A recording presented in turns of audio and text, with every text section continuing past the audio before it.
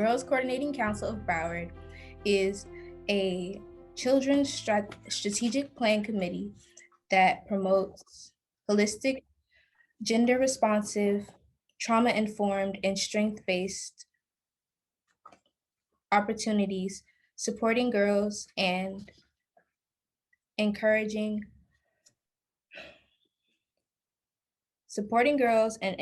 collaboration within the community and system of care.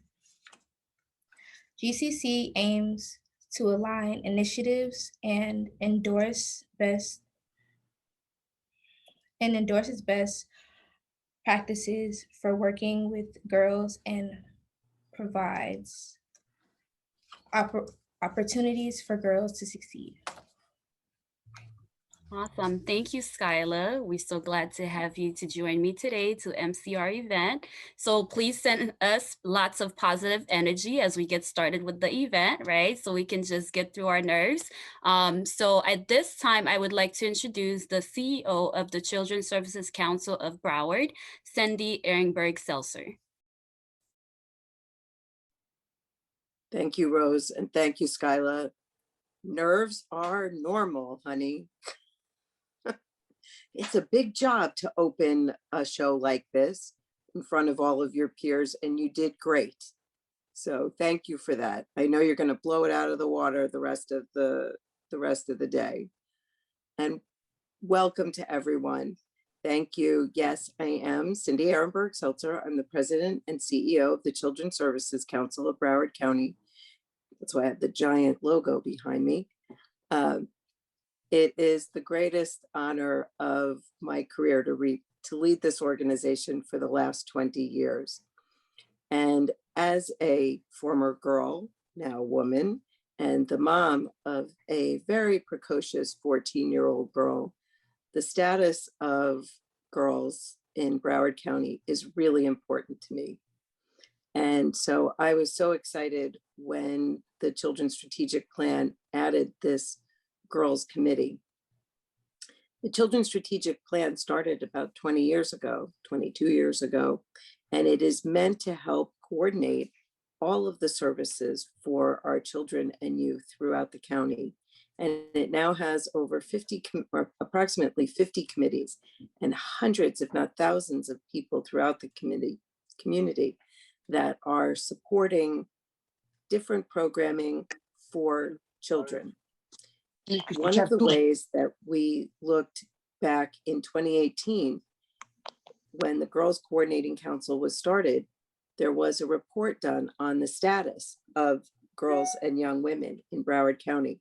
It was the first such report that had been done and has gained, oh, Judge Ross, thank you for the visual aid. Well done.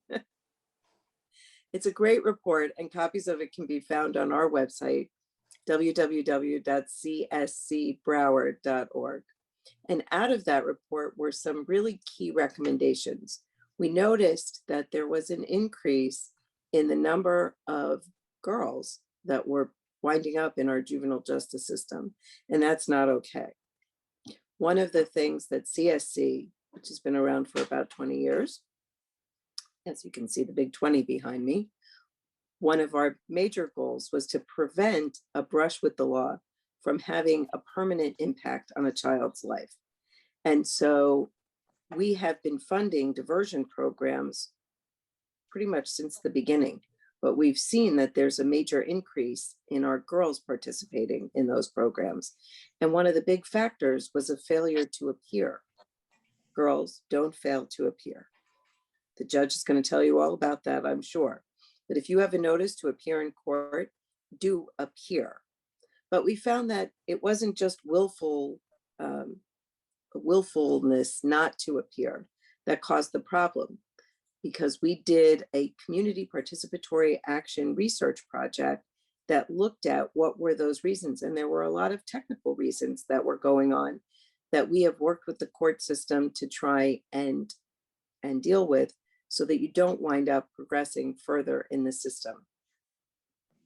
There was also highlighted a need for increased use of gender-responsive, trauma-informed, trauma-focused, strength-based, holistic programming, like the wonderful programming at PACE, that really deals with looks at the unique development of girls.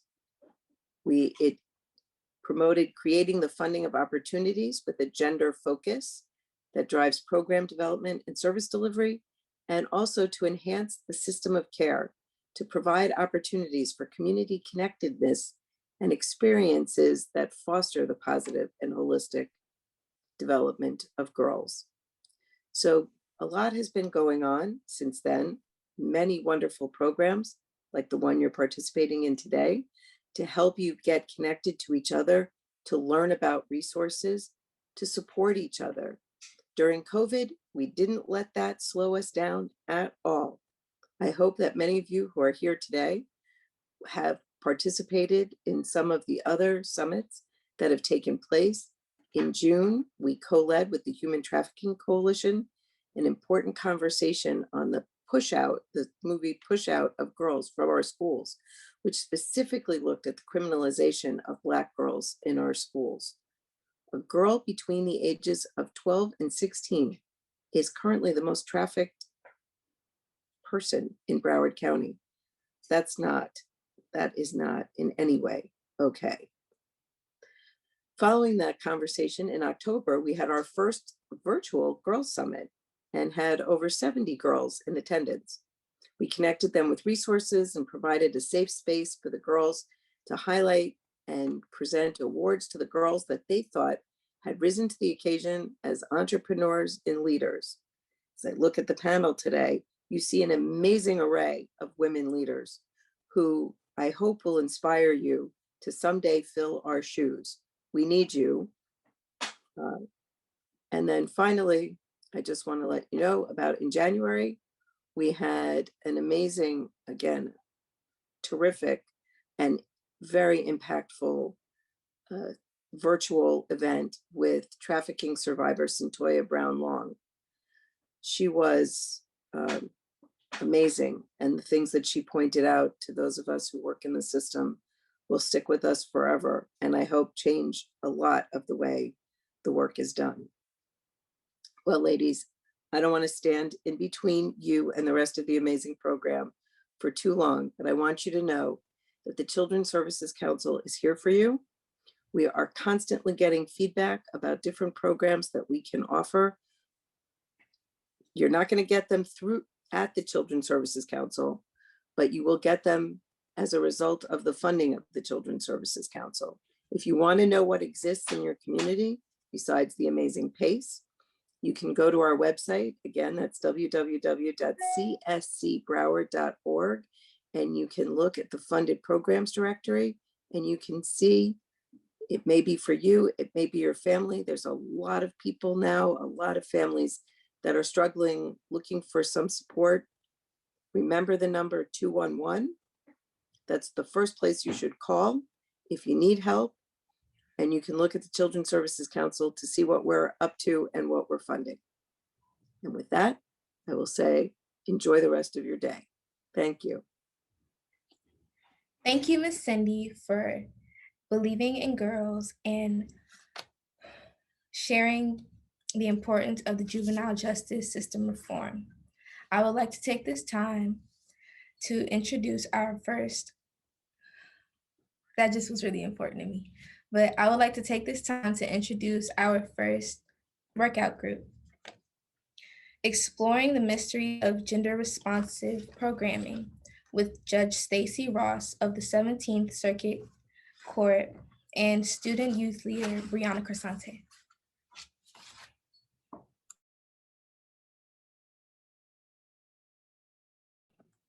Good morning. Thank you for that introduction. Again, I'm Judge Stacey Ross, and I am the judge who presides over Girls Court. I'll just explain that Girls Court in general is a gender responsive and trauma-based court program where we try to meet the needs of girls who enter the juvenile justice system.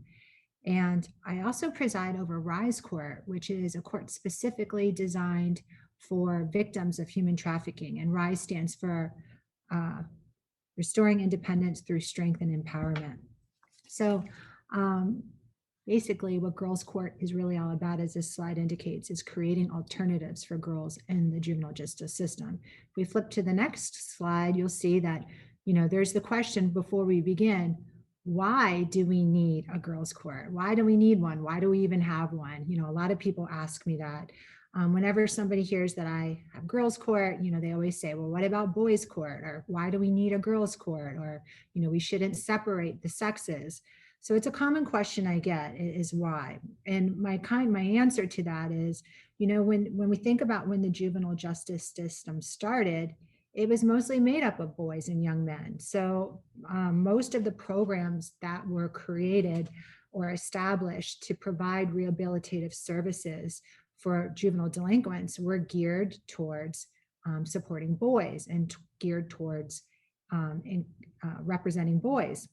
So, now, unfortunately, the number of girls in the juvenile justice system are rising, as you heard Cindy say, and girls are estimated to be about 30% of the juvenile justice system.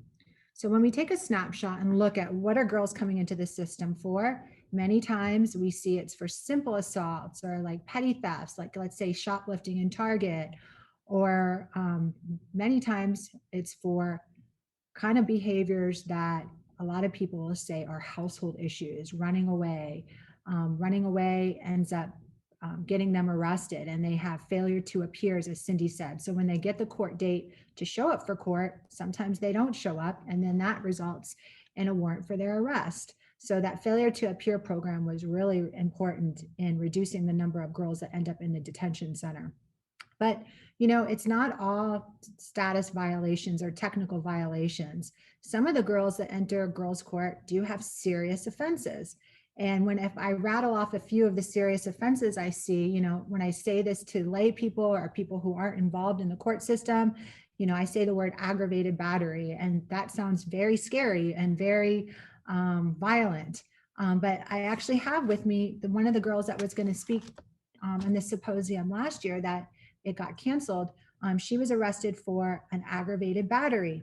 And, again, that sounds extremely violent, and it is a felony, and it's something that could really affect a young person's future. But when you read the police report on the aggravated battery, what she was actually charged with was pushing another girl. The girl fell down and fell into a door. When she fell into the door, she cut her chin, and that resulted in a laceration to her chin. An aggravated battery is described as something that causes permanent disfigurement. So if you have a scar on your chin and it does require stitches, that classifies as an aggravated battery. And, last year, the girl was going to tell her backstory in that she was being bullied in that school. And actually, at this point, the girl that she had pushed was one of the girls she said was bullying her. So when you look at the charges and see aggravated battery, yes, it sounds extremely serious. And I will say that some girls that come to girls court, are committing very delinquent acts that we do need to protect the community from. But, it is important also to take that deeper dive and really look into what's going on with this girl and why is she coming into the court system? Why is she getting arrested? So one of the things Cindy had referenced was that Status of Girls and Young Women report that was put together by Children's Services Council, the Girls Coordinating Council, and PACE. And there are so many little tidbits in there that are really important information. And one, as you see on the bottom of the screen, that the overall prevalence of girls feeling sad compared to boys is much higher, and being depressed. And many other things about girls experiencing violence. And those bring us to the next slide, which has some very disturbing statistics, in that 1 in 4 girls will experience sexual abuse by the age of 12, and 33% of the girls in the juvenile justice system have histories of sexual abuse, compared to 7% of boys. Now, I do think that 7% of boys is probably underreported, but these are the statistics that, that the research is showing us at the time. This statistic is really important. 45% of the girls in the juvenile justice system have 5 or more ACEs. So ACEs stands for adverse childhood experiences. That can be witnessing domestic violence. It can be a victim of violence. It can be any kind of traumatic experience. And so 45% have 5 or more. That having that kind of adverse childhood experience at such a young age has a significant impact on the girl herself and on, just how she develops and how she sees the world. So at the bottom of the screen, the numbers there are reflective of girls who are being sex trafficked. So you see there, of the girls that have been commercially sex trafficked, 72%, now that's a very high number, have some history of coming into the juvenile delinquency system. So that means 72% it means to me that a lot of girls that I see are going to be victims of sex trafficking. 84% have substance abuse and alcohol problems, 82% mental health diagnosis, and then again, DCF, abuse histories, meaning the parent is abusing or abandoning or neglecting the child, and 86% run away. So let me just tell you, when I say human trafficking, it sounds like a very, ugly word. It sounds, a lot of people who are not experienced in the court system, when they think human trafficking, they think of a girl, being thrown in the back of a van and handcuffed or duct taped mouth or brought from another country and brought into this country against their will. But I'll tell you that it's a lot more simple than that. If a child is a minor, so that's under 18, and there is any kind of commercial sex act that is undertaken with a child under the age of 18, that defines human trafficking for minors. So when I say any commercial sex act, that means anything that is for any type of consideration. And so it can be money, so they can be paid, but it also can include a lot of other things. They can include hair or nails or a nice bag or food and shelter. So, let's say some guy says, I'm going to have sex with me and you can stay here at my place, stay here tonight. That is going to be commercially sex child youth. So there is no need, and it's very important to remember, for coercion, threats, or duress, because a child is not able to consent to sex, and a child that is having sex for consideration is defined as human trafficking. So we'll flip to the next screen. And this is a great PSA that was created, directed by a human trafficking survivor and advocate, Atia Tarpley, and it just really, to me, speaks volumes, and I'm going to let it speak for itself. So if we could go ahead and play that PSA, and then we'll come back and kind of discuss our thoughts on it.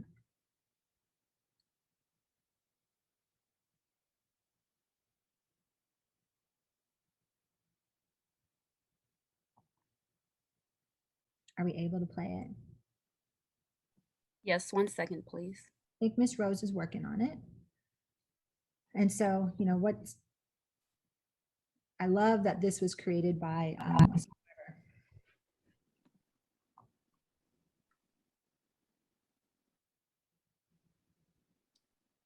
Please let me know if you can see it, Judge Ross. Yep.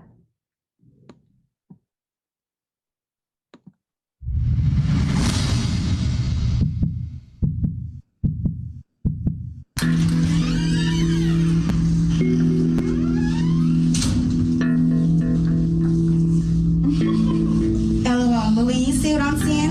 Oh, trust, I can see it clearly. Girl, what are you doing? It's no need to fix your hair when it's still gonna be ugly.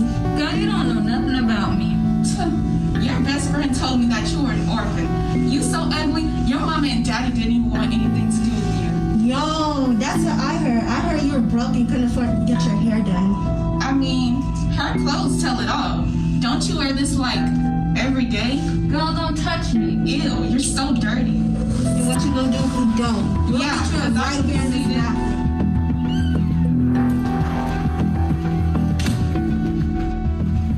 Whoa, watch where you're going, baby girl. These some brand new shoes. I didn't mean to. What's wrong? Nothing. Something's gotta be wrong. You crying. These girls keep bullying me and because I don't have the hottest clothes out like you. I mean, don't nobody look as good as me. Are you rich? How did you become so popular? Rich? My man bought me this. How did you get a man to do all this? Here, let me show you.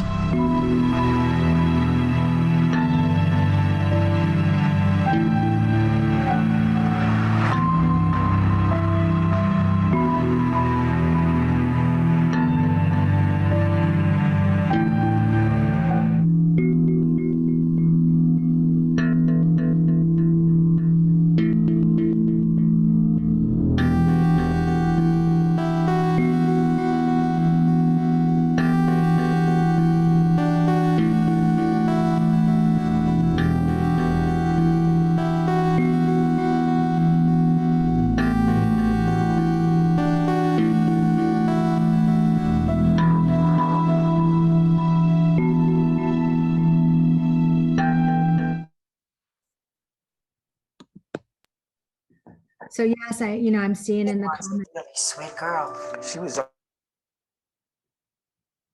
we good? So I was seeing in the comments, this is so real. And, it really struck me. And Atia did another PSA that I also was struck by, where eventually this young girl who does get into the life of sex trafficking looks to all these different agencies and all these different systems for support. And when she goes to all these systems, she's rejected.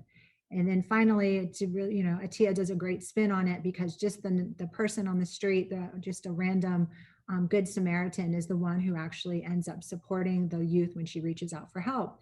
But the other PSA message was so strong to me, because I'm one of those systems. I'm one of those court systems. And in the PSA, she reaches out, I think, even to a judge, and the judge, kind of looks at her with those judgmental, condescending eyes. And so I don't ever want to be that judge. And that's why we really have Girls Court and Rise Court. So if we could flip to the next slide, Rose, if you're able to do that. So good job, Atia. Good job for the girls and the acting. That was so good in that PSA. So this was a very interesting report that came out by Georgetown Law, and it's the Sexual Abuse to Prison Pipeline. So what struck me, and one of the reasons why I started Girls Court, but it's because of the facts that you see in this study, is that sexual abuse is considered a primary predictor of girls in the juvenile justice system.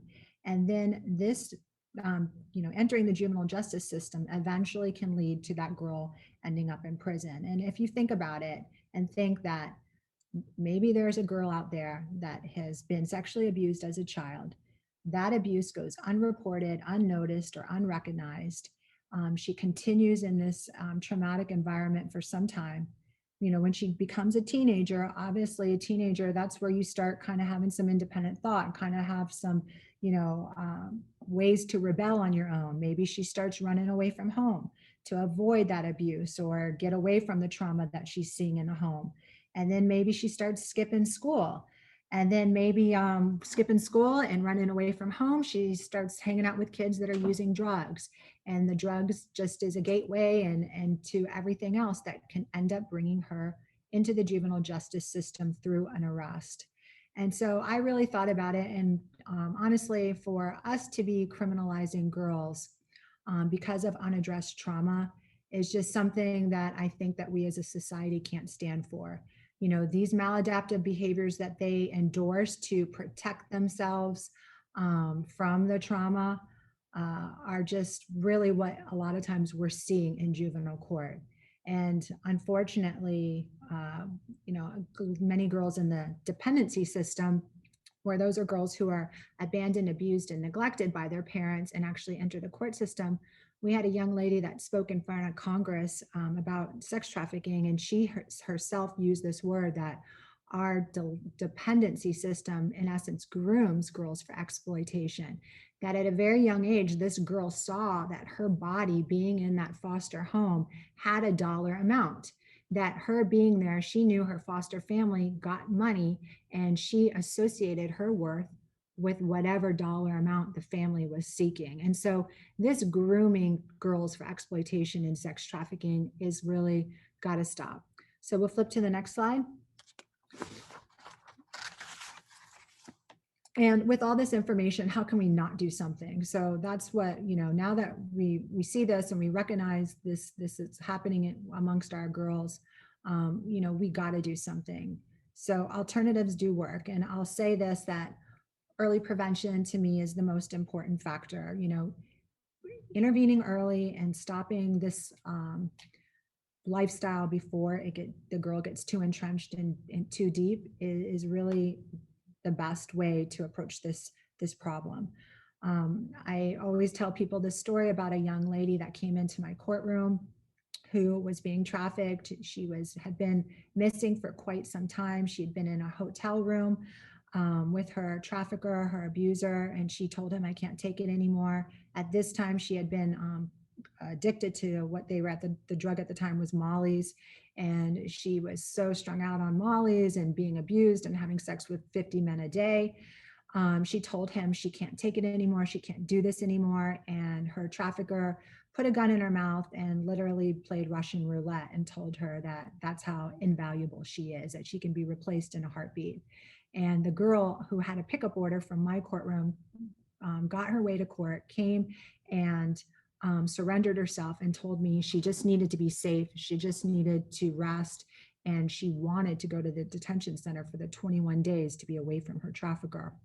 So during that 21 days, what we did was we worked so hard to get her in a treatment program. We got her in a residential therapeutic treatment program specifically for girls who are sex trafficked. She thrived. She got reengaged in school. She was doing so well. She had been there a few months. She had made all these positive gains. I was so proud. I felt like a hero. She came home and was doing really well. And then 3 months after she had been home, her trafficker again reached out to her, apologized profusely for everything, and she was right back in that lifestyle. So that's why I always stress early intervention and prevention. We have to recognize these things before the girls get these trauma bonds. I mean, these trauma bonds that these predators are smart. They know what to do. They know how to play on these girls' weaknesses. And the trauma bond is something that's very difficult for us to overcome. So we'll flip to the next slide to talk about some more things that we can do for prevention. So what we need to do is build a strong collaborative, a strong safety net with the girls, with their families, with the court, with lawmakers, with probation, with the school system. Really approach this from that multifaceted approach to increase outcomes, better outcomes. And again, you know, increasing better outcomes always decrease costs. So why do we want to pay for this young girl or woman to be in prison when we can put the money in now and prevent it all from happening? So we need to recognize that girls are different, that girls are do have gender responsive ways that they approach problems. And in girls' court, it's really important for us to recruit stakeholders. We all need to work together, DJJ, the state attorney, the public defender, our non-for-profits, which I have to speak about for a minute. So obviously PACE is our huge, our main girls' court partner, but there's other non-for-profit out there. Girls' court doesn't get any kind of funding at all. And so we rely on our service providers. We rely upon Nancy J. Cotterman, the Chance Program, Henderson, behavioral health, all these different wonderful service providers that are, many of them funded by Children's Services Council. So the way that we kind of conduct girls' court is, let me flip to the next slide to talk about that. The way we kind of conduct girls' court is, it's really important to establish that area of safety where the girl feels safe coming to court.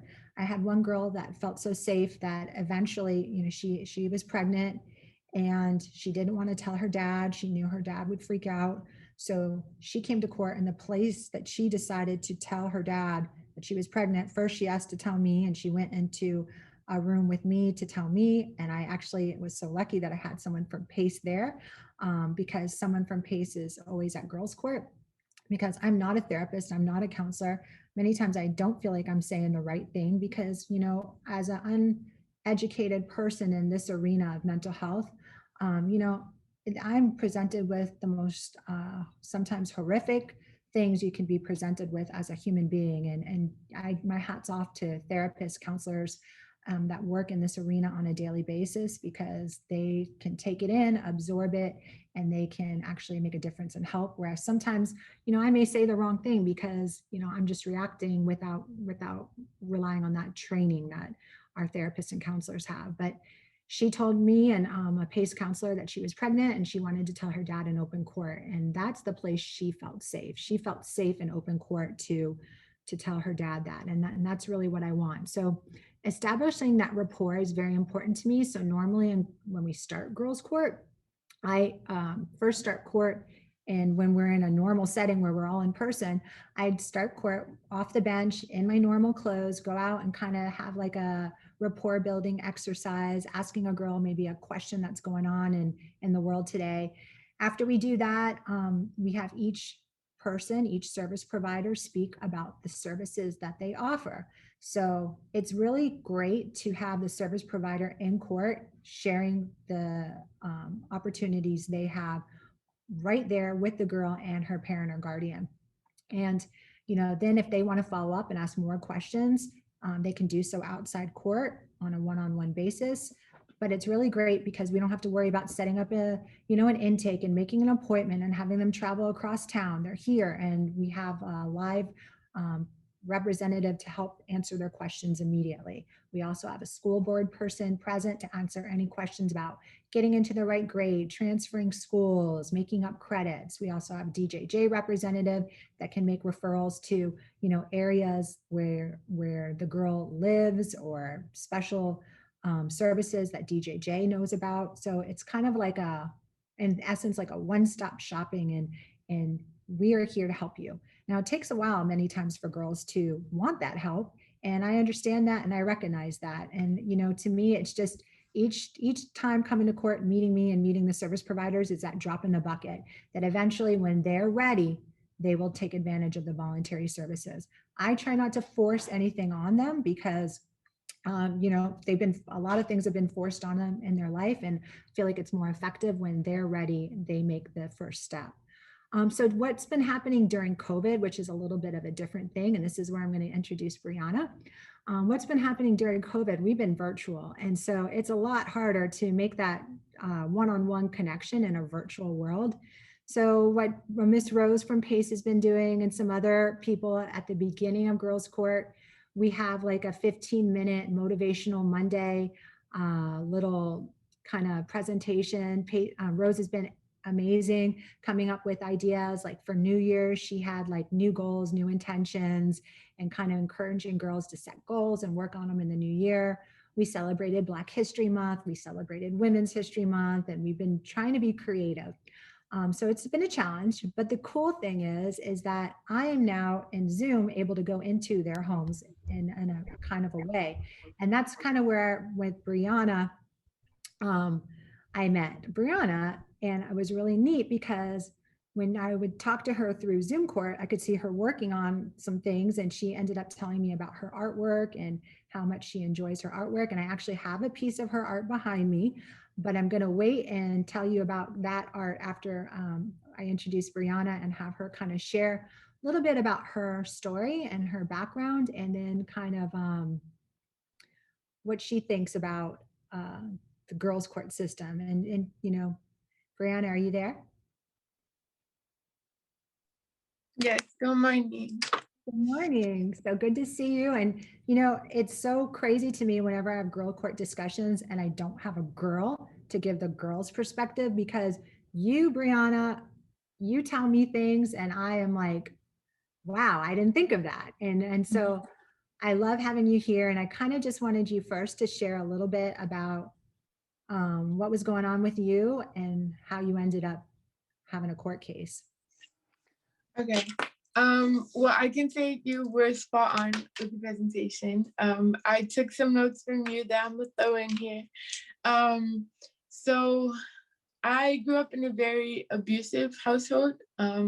At the age of 10, my father decided to take my sister and drop me off at my aunt's house and take my sister and start this, new life with my sister and his new girlfriend. And that was just the beginning of my pain hitting me. It left me very confused for a long time.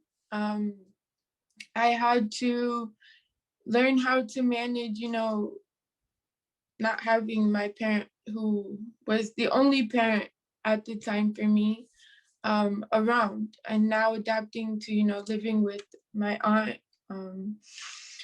So it was a very big change for me, especially at a very young age.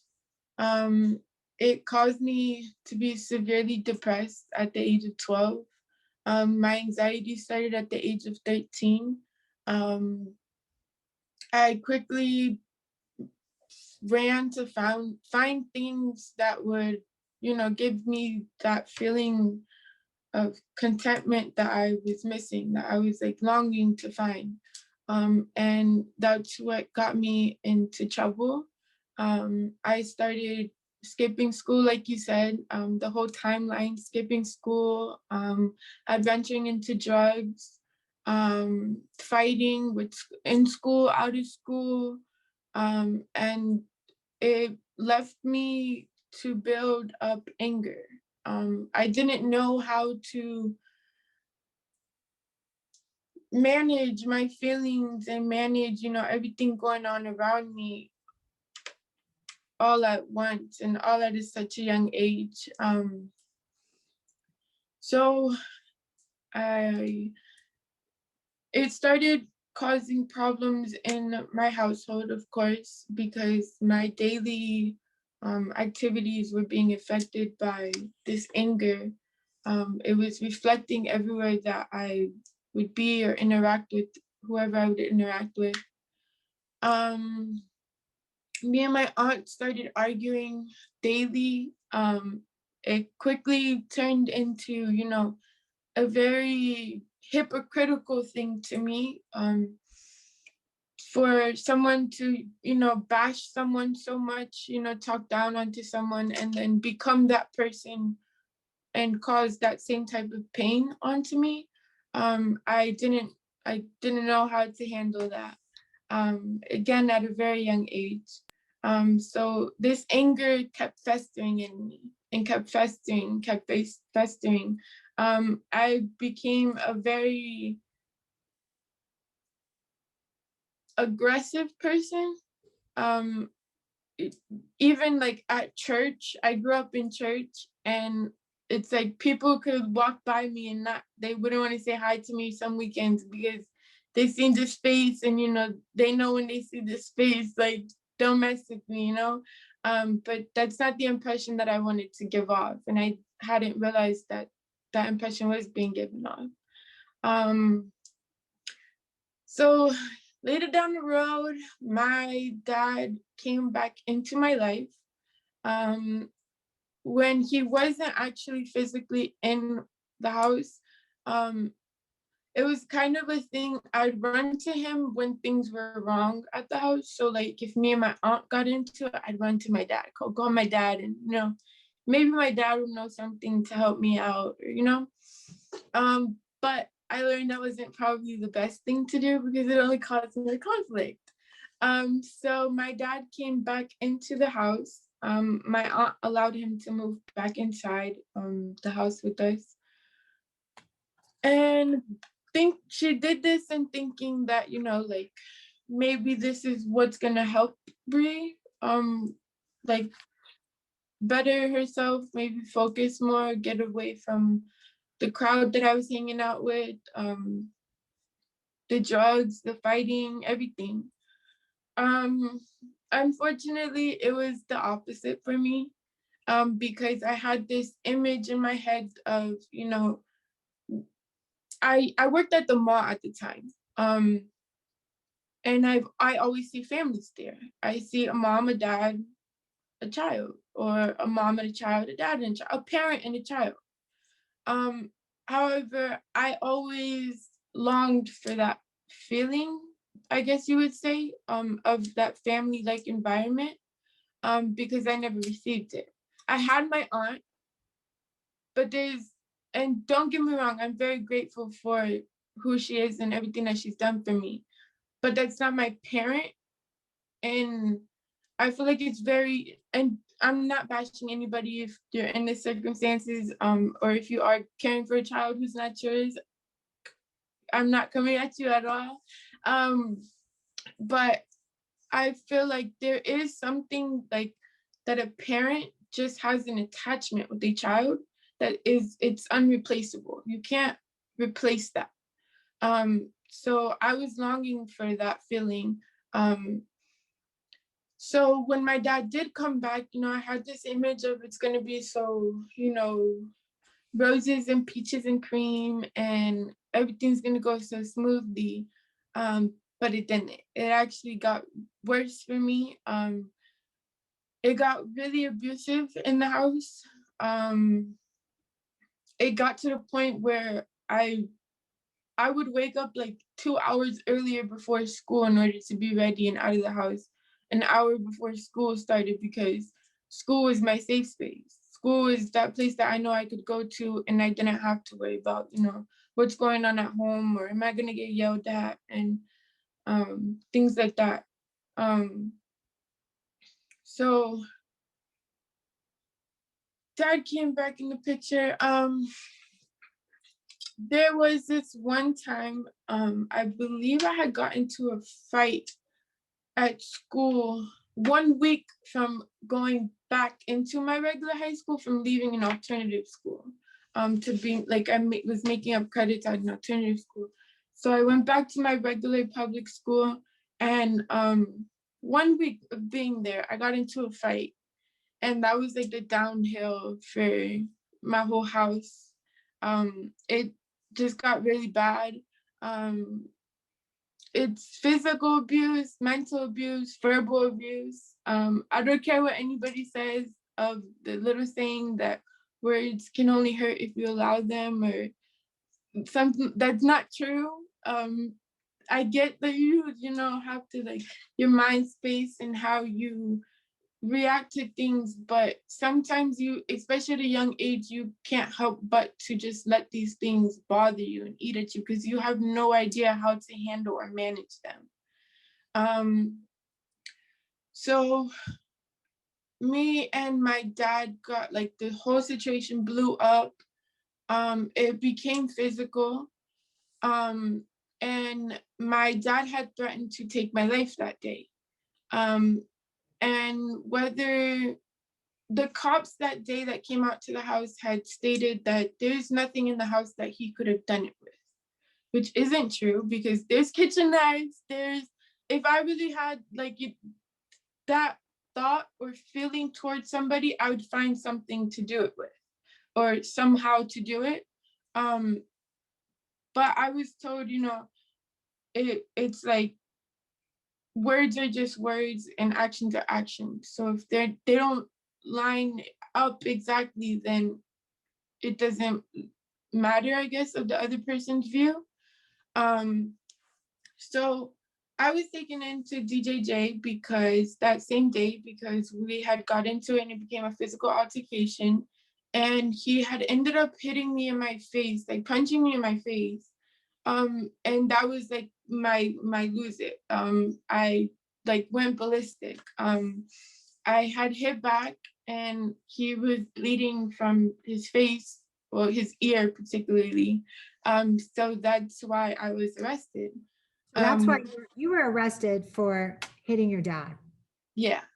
And that's what actually ended up bringing you into court, because you fought back with your dad, and the police didn't believe you, they believed your dad. Yeah. And that's also tied into where you were saying, like, just the aggravated battery charges, how they look on girls. I can't say I felt stereotyped because of it, but there's definitely an image that comes with a person once they have, like, basically a title on them, such as aggravated battery or assault, whatever. So I went to DJJ. I was there for, oh, mind you, sorry, I forgot. Before this instance, a couple years before, I want to say 2 years before, so I was like 14, 15. I was taken to, not DJJ, but like the intake place. I forgot the name of it. Yeah, the Jack. So I was taken there because I had got a GTA charge because I took my aunt's car one night and she called the cops on me, this whole big ordeal. Belana, that is another really common charge that I see girls get. They take their parent or guardian's car and they get grand theft auto. I see that often. Yeah. So that night I was charged with grand theft auto and I was put into a divergent program.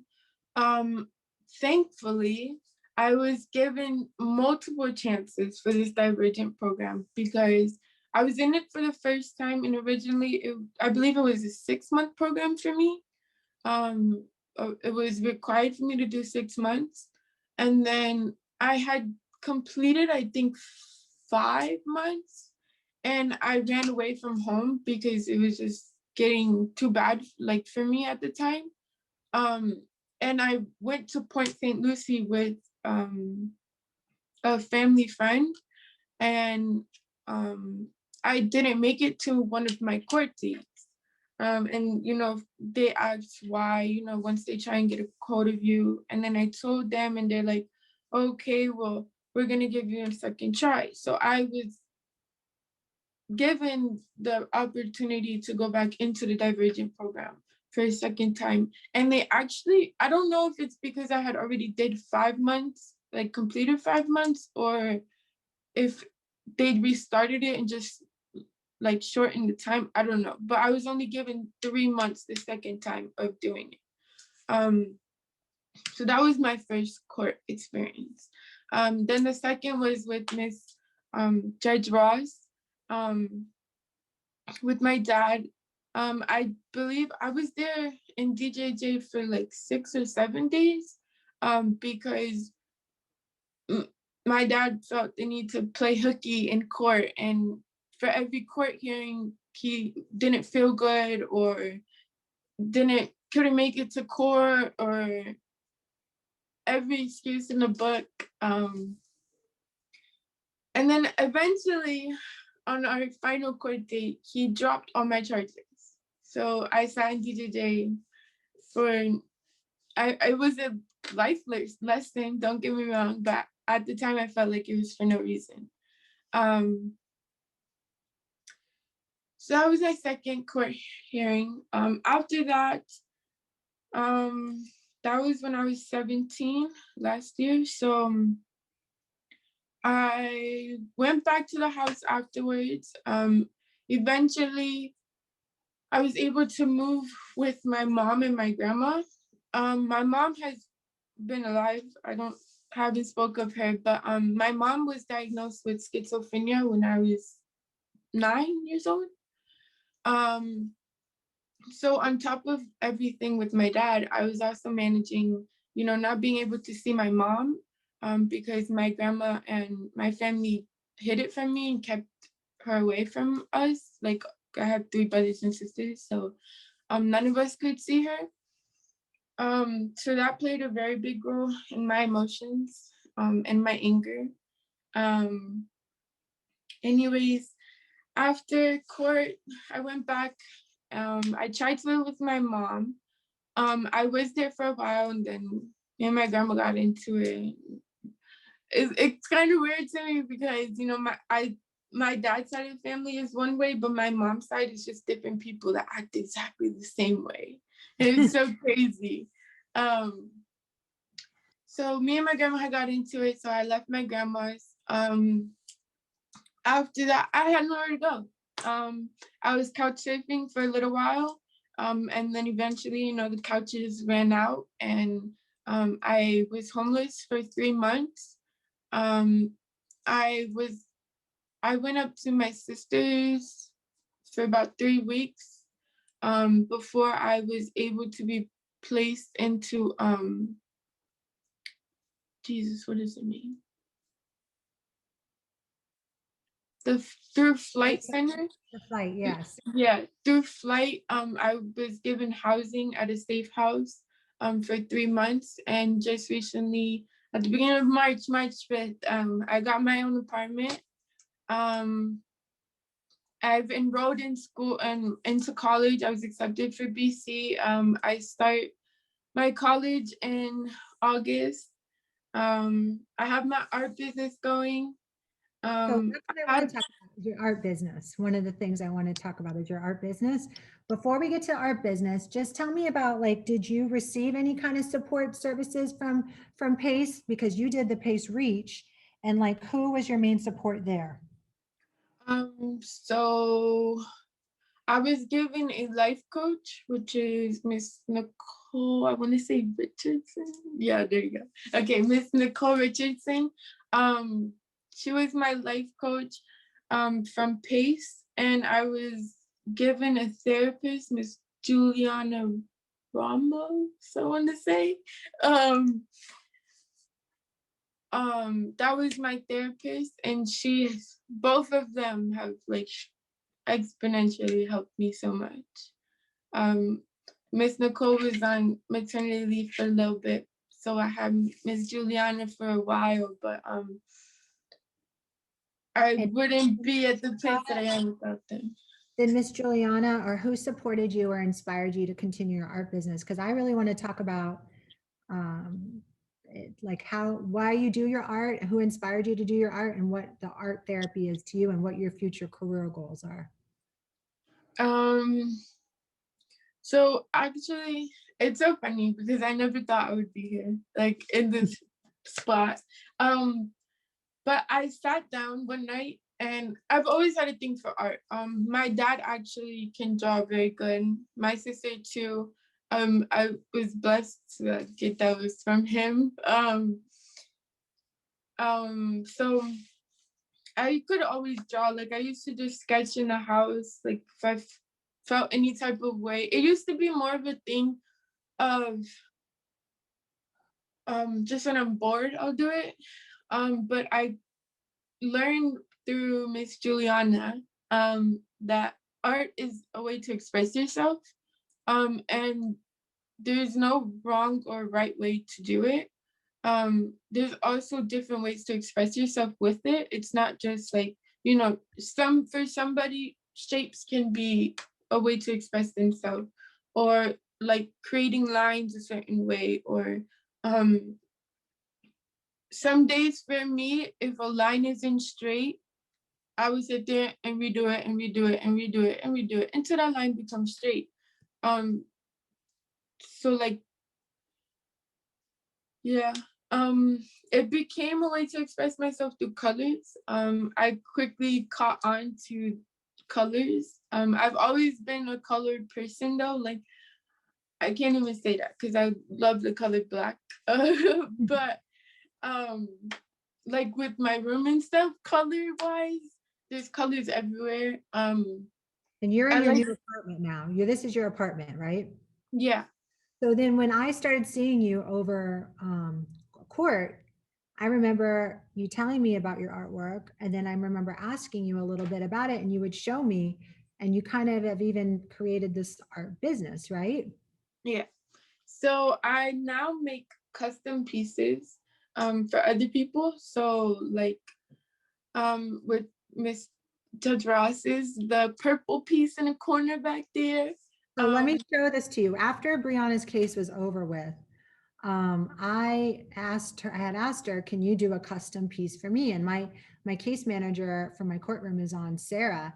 And Sarah had arranged with Brianna to do a piece for me. And I'm gonna hold it up. Let me grab it real quick. I keep it in my courtroom. And here it is, custom made for me. So I just love it. This is RBG, for those who don't know, Ruth Bader Ginsburg, Supreme Court Justice that we just lost last year. And so big inspiration for women's rights and women. And so Brianna hand created that for me. And what I loved when I saw on her Facebook post, I'm gonna keep it up just because I love it so much. What I saw on her Facebook post was she wrote a post that just really struck me. I went from being a girl in juvie going into her court and having my charges heard before her to now this judge being a paying customer.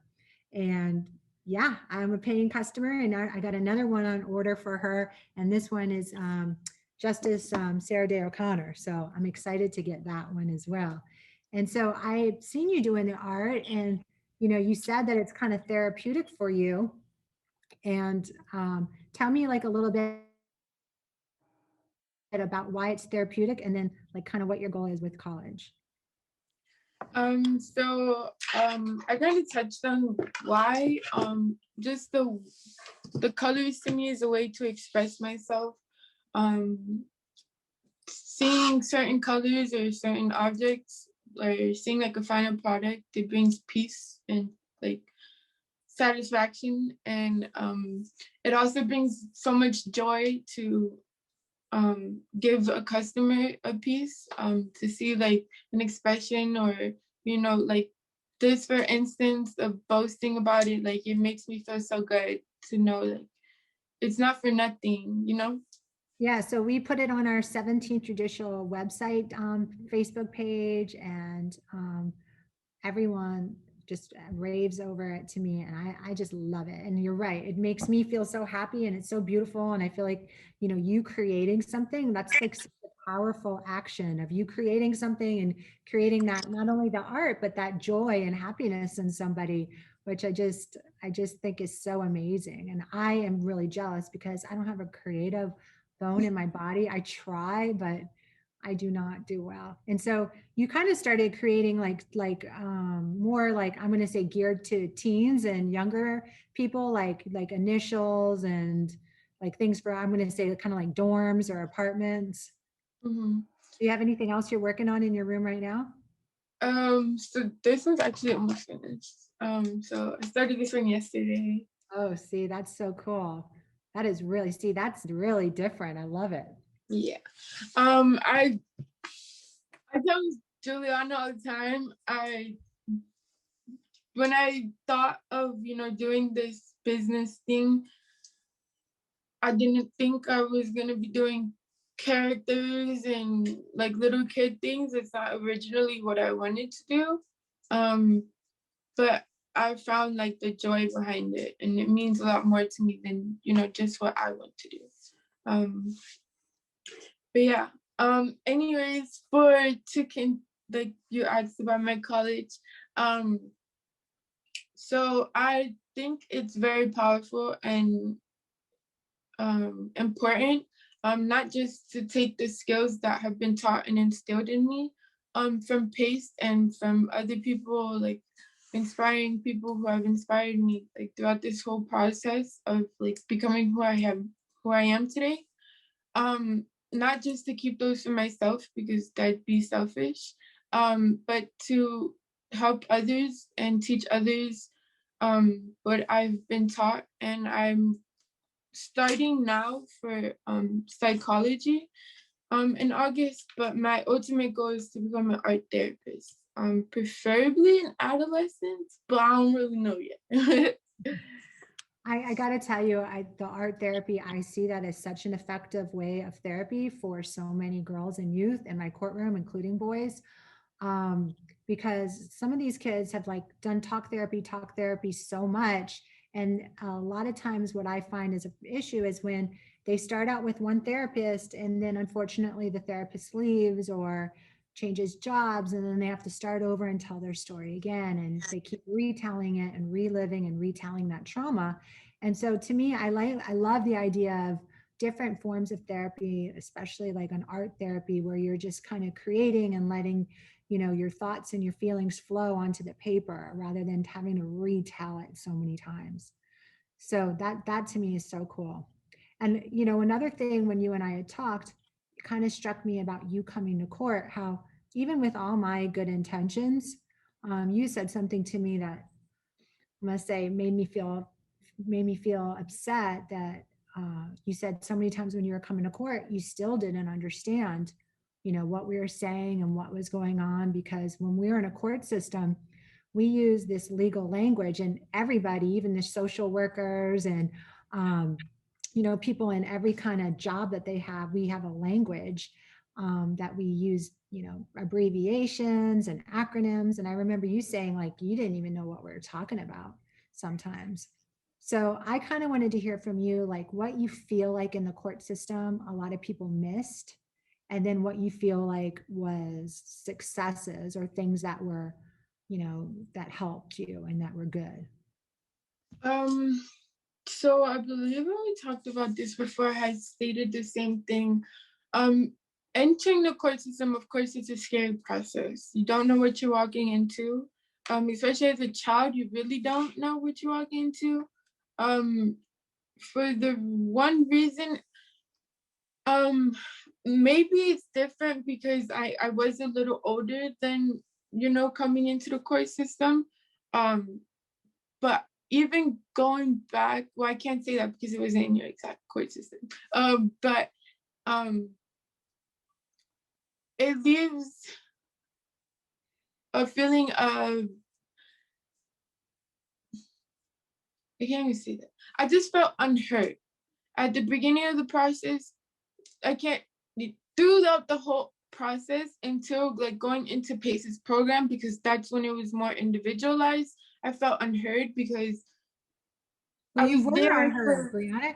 You were unheard because you told the police officers what, your dad had threatened your life. You told, when you went to the detention center, you were stuck there because your dad wasn't coming to court to, say you could be let out and released to him.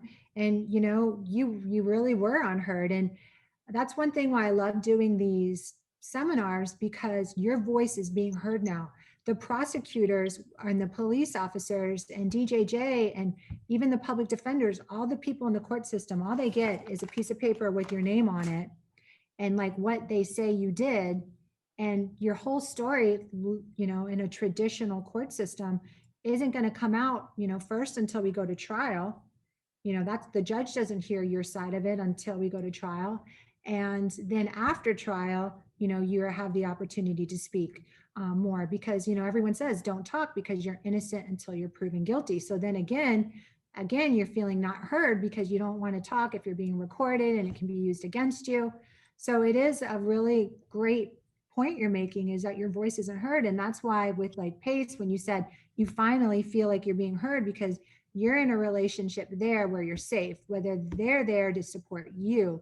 And that's what really I want each girl to have, is that hook them up with that safe person that they can grow, thrive, cry with, question, and navigate life with. So now just give me a little insight on why you finally felt heard when you started with your PACE REACH program. And that was the screen that I had brought you in on. So I'm going to let you tell me in your own words, and I'm going to ask to go back to the screen, the PowerPoint, so we can finish that PowerPoint presentation and then end. If anybody has questions for Brianna in the chat, you can put a couple questions in and I'll ask her before we end, because you're going to end in about 5 minutes. So I also, real quick before I go on to PACE, I don't know if it was just mine or just because I don't know. I don't know how the court works. But I felt like the attention or the focus was switched. Like it was on me, don't get me wrong, but it wasn't focused on the exact situation that I was there in court for. So yes, I was given PACE's program for me, but like, I know you can't force nobody to do therapy or anything, but I feel like the attention was just focused more on, okay, I can explain it by a situation better. Go ahead, yeah. So like when I was there, and I believe a question you asked was, how are you doing in school? Or how is she doing in school? Funny thing is, actually, I'm sorry again, I don't know courts, I don't know names of people. Okay. The guy who was sitting next to you on the computer, who I believe is doing something like with the school or like checking grades or something, that was actually my middle school principal. It's pretty funny. But I feel like the focus was changed when once you asked how are her grades, and you seen like my grades were good. I wasn't a problematic child like in school, like with grades and stuff. I feel like it was just minimized. Like, oh, it's not that big of a deal. You know what I mean? What's not big of a deal? Like what's actually going on in the house, in the house. Oh, so like you're not doing just me. Oh, okay, so then you felt like since you're doing okay in school, then everything else must be okay. Yeah. Okay, I understand. And with PACE, like I said, it's more individualized. You get that one-on-one connection and that experience. Personally, I believe my experience wouldn't be the same if it wasn't for COVID. I actually just met my life coach, Miss Nicole, for the first time in February of this year. So like this whole time I've been on FaceTime, Zoom, like, but I still was able to have that connection and actually feel comfortable because believe it or not, I'm a shy person. I don't like, I can't say I don't like people, but I'm not really a people's person. I'm introverted. I'm very to myself. My room is my best friend. I don't like to leave it. But no, like they give you that individualized like attention. Like they're really there for you and they make you feel and make you know that they're there for you. Half of the resources and stuff like through flight, getting housing through flight, I didn't know about these things.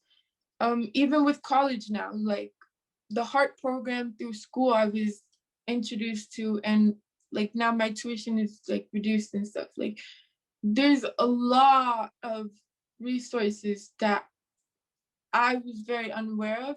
I know there's still a lot more that I don't know about, that they're always, you know, like, oh, go here, go there, go this, do that. But yes, there's a lot of resources. That makes me happy because so you went through the court system and it's not a pleasant experience, but at least you got hooked up with PACE, you got hooked up, and then they hooked you up with Flight, and then you got hooked up with Heart and all these different resources that you weren't aware of, that if now you do have your own place and you are going to go to college. And so without coming to the court system, you kind of might not have known about a lot of these different resources. Of course. And I'm very big on, you know, everything happens for a reason. I know I wouldn't be the person that I am today if I didn't go through everything that I've been through. Yeah, you have such a strong and positive outlook. That's one of the things about you that inspires me so much, is how you've said that to me before. And when I hear you speak and I think of all the stuff you've been through and how difficult you've had it, and just like the PowerPoint presentation, I mean, I almost could like be talking about you and a few of those slides, you know, about how the families having no support and wanting to get away from that chaotic situation, and really just kind of led you, you know, right to me. Yeah. But you know, you coming on here and speaking, and like you said, you're really a shy person, and sharing your story and doing it so openly and honestly and so real is such an inspiration to so many other people. Because, you know, I feel like today, like, oh my gosh, if Brianna can do all that at your young age, you just turned 18, right? Yes, ma'am. You know, I got to be doing something more today in my day, because you know, that it's really, really incredible. Thank you. So we have Miss Juliana writing in. She's so proud of you, so honored to work with you. Anybody have any questions? And I'm going to flip and just finish my PowerPoint. I always like to end on a good note. Miss Rose, let's see. We have PACE services. And so Brianna talked a little bit about the services. Here's all the Girl Corner services. It's kind of crazy. They have academic support. They do all kinds of things. Right now, they have a huge art project going on at PACE, creating beautiful, inspirational works of art around their facility. We'll flip on to the next screen. And this is a poem that one of the girls that successfully completed PACE diversion wrote. I think she completed PACE diversion. But so that was my good note that I like to end on in my PowerPoint, but you can turn that off, Miss Rose, now. And I want to just end on another good note, showing some of my artwork that some of the girls have created for me. Again, I got to show it again because you know how proud I am of it. Here's another artwork that I picked up when I was at PACE Reach program one day after school. And any last words from Brianna? Think anything you want to add or say?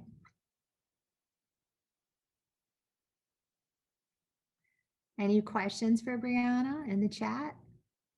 Miss Rose, any questions? Or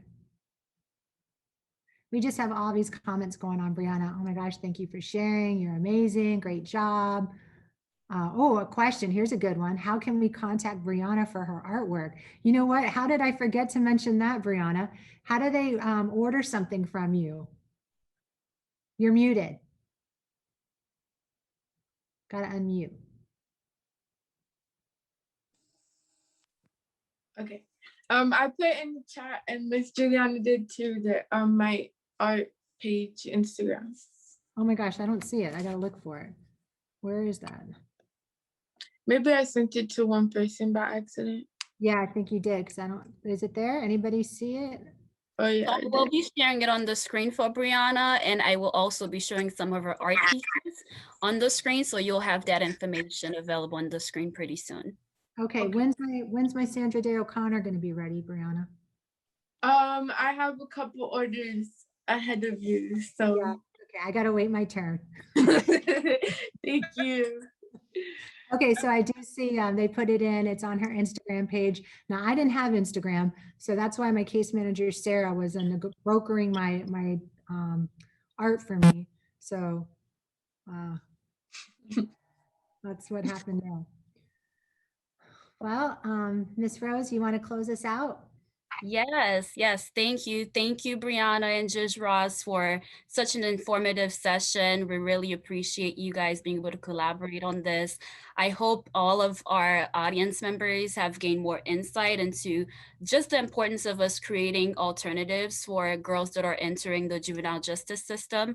One of the key things that, that stood out for me from Brianna sharing her story, and Brianna, you did such a wonderful job. I hope you take a moment just to read all of the amazing feedback and positive energy that were being said to you. So really just love the fact that you exhibit such courage today. We are so proud of you here at Pace Broward, knowing that you are one of our girls. You represent us so well.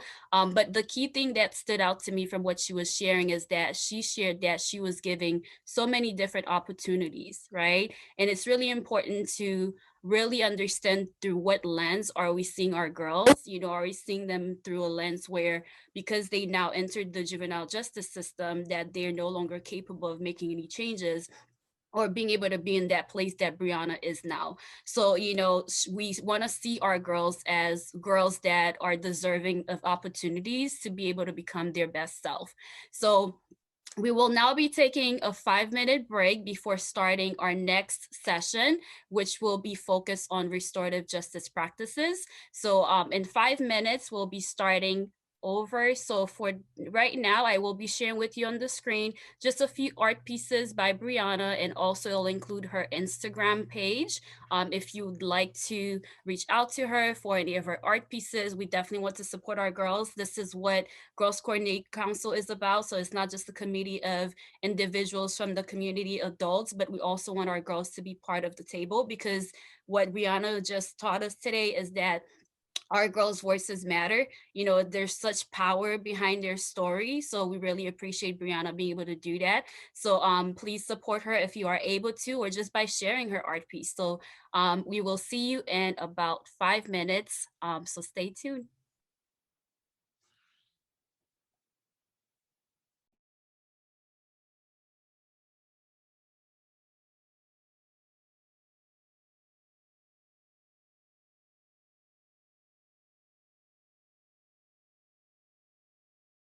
We will now continue with the panel discussion. Joining me to moderate our panel is Miss Rose. Yes, thank you. Thank you. I hope you all have enjoyed the workshop so far and just are really excited to be able to go back within your respective role to implement those different things we've talked about. We've heard, just a very informative session from Judge Ross and Brianna, and you also had the opportunity to participate in our Restorative Justice Practices workshop, where you just had an opportunity to kind of share about your experience. So just as you were hearing about your experience and others' experience, just imagine, what our girls' experiences are, because they also go through the same things. And we want to make sure that we are coming out with different solutions as how to best support our girls that are facing these different issues in our community. So we will be starting with our panel discussion at this moment. So as I previously mentioned, I do have the pleasure of chairing the Girls Coordinating Council of Broward. And I've had the opportunity to work with all of the different individuals that will be joining us in this panel discussion. So with me, we have Ms. Anitria King with the Broward County School Board, who serve as a community engagement specialist. And we also have Chief Constance Stanley with the City of Lauderhill, who is Chief of Police. And then we also have Ms. Sarah Julipsy Cumming with the Broward Sheriff's Office, where she served as a treatment manager. And we also have our Executive Director for Pay Center for Girls Broward, Ms. Sarah Nunez, joining me. So as we have shared, I hope you can see them on your screen now. So that you can see them as they are starting to share a little bit more, because they are all, different experts in their respective field and just have been doing a lot of work in our community to better support our growth. So we hope that this conversation will just, provide you with more insight, and provide you some tools that you will be able to take back and continue to support our growth.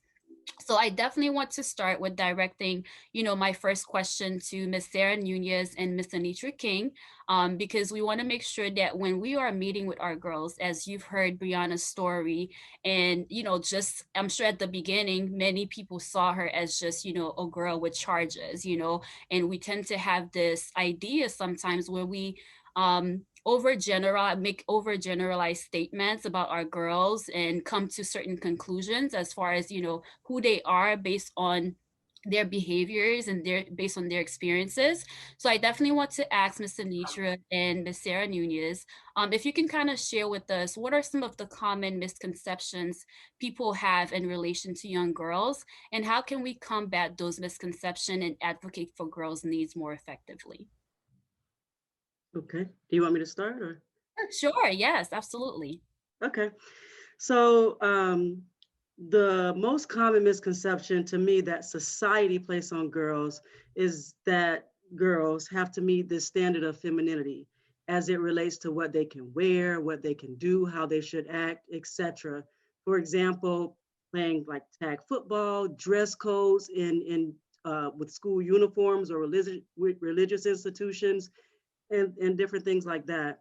Additionally, girls are portrayed as being extra or overly emotional, vulnerable, and needing protection, rowdy or attention seeking, and being physically weaker than males.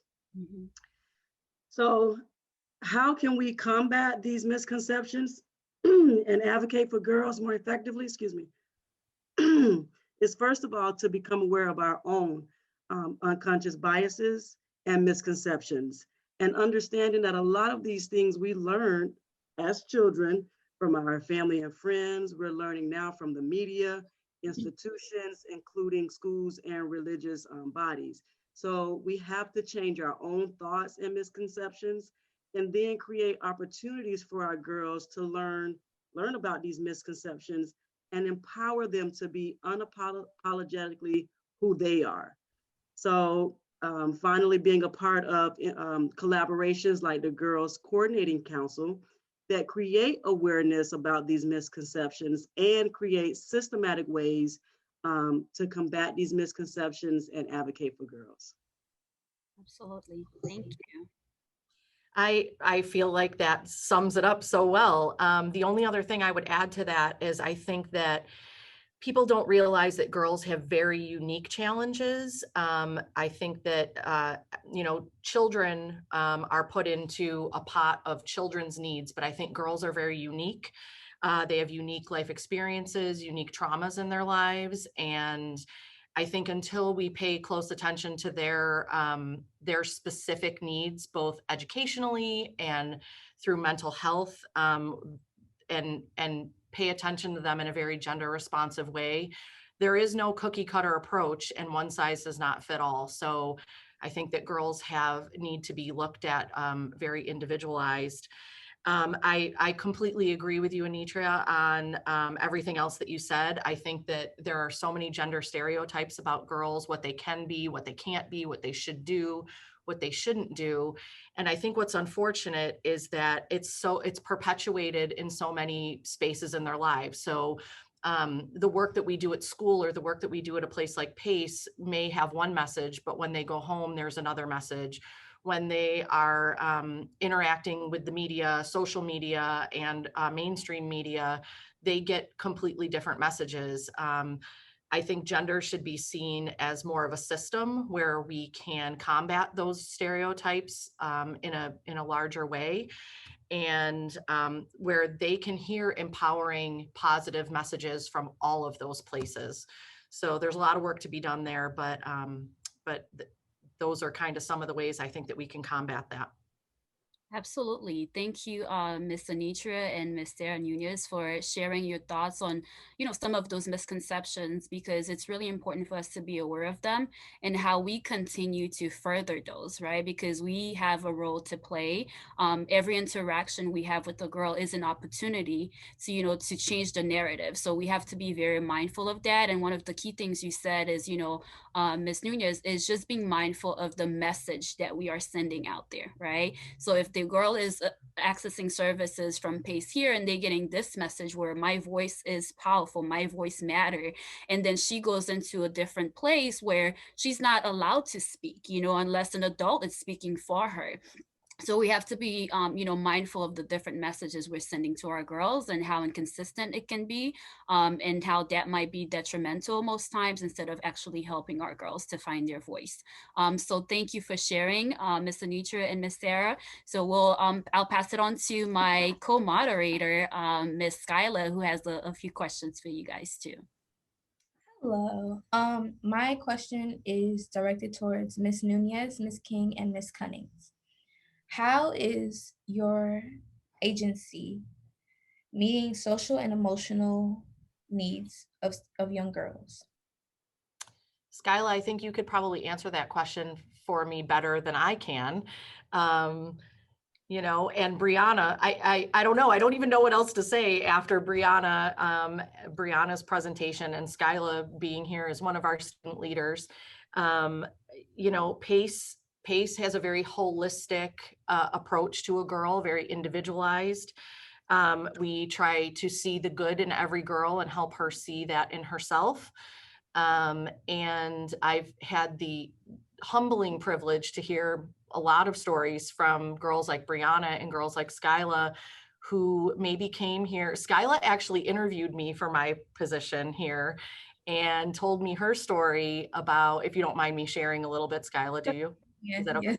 yeah. About how when she came to PACE, she didn't want to be here. She didn't want to be part of this process. And it took her time to trust the people that were here, that they had her best interests in mind, that she would be seen as an individual. And I look at her now, and she's a leader here. She's a role model for other girls, and she participates in things like this and many other things. That she is a wonderful spokeswoman for PACE. But I think that for us, it's about the whole girl, and knowing that there are very individualized needs for girls, and that they come in all different forms: academic, counseling, therapeutic, life skills. So I think Skyla and Brianna are poster children, and I don't have much more to say than what they've shared today. So.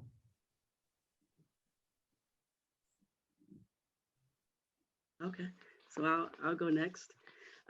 So as Rose mentioned, I work for Broward County Public Schools, and I work in the Student Services Department, which falls under Student Support Initiatives and Recovery Division. Our entire division focuses on providing those prevention and intervention services for students, which includes meeting the social and emotional needs, not only for girls, but for all of our students. So we offer research-based programs for students K through 12 that provide lessons, mindfulness practices, and additional resources for our girls, but also for educators and parents to help educate them on how to support students with their social and emotional needs. In addition to that, specifically for girls, we have a couple mentorship and clubs in our schools that target only girls. One that I would name in particular is our Women of Tomorrow mentorship program that's offered at all of our high schools. This program gives the girls an opportunity to interact and share with other girls and women of diverse backgrounds and experiences. They set and achieve their goals. They build relationships with mentors. And an added incentive is if they remain in this program for 3 years, they can also apply to receive a scholarship. So this is one example of, how Broward schools use mentorship to meet those social and emotional needs of our young girls.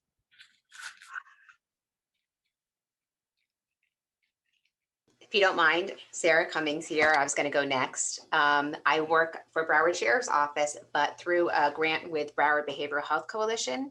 So Broward Sheriff's partners with Broward Behavioral Health Coalition, which is the managing entity in Broward County. And the whole purpose of us is we're the juvenile assessment team. So when a young person, of course, some of those young ladies come to the JAC, they come here and once they do all the screening that they have to do to the arrest, then they get referred for a full battery substance abuse and mental health assessment.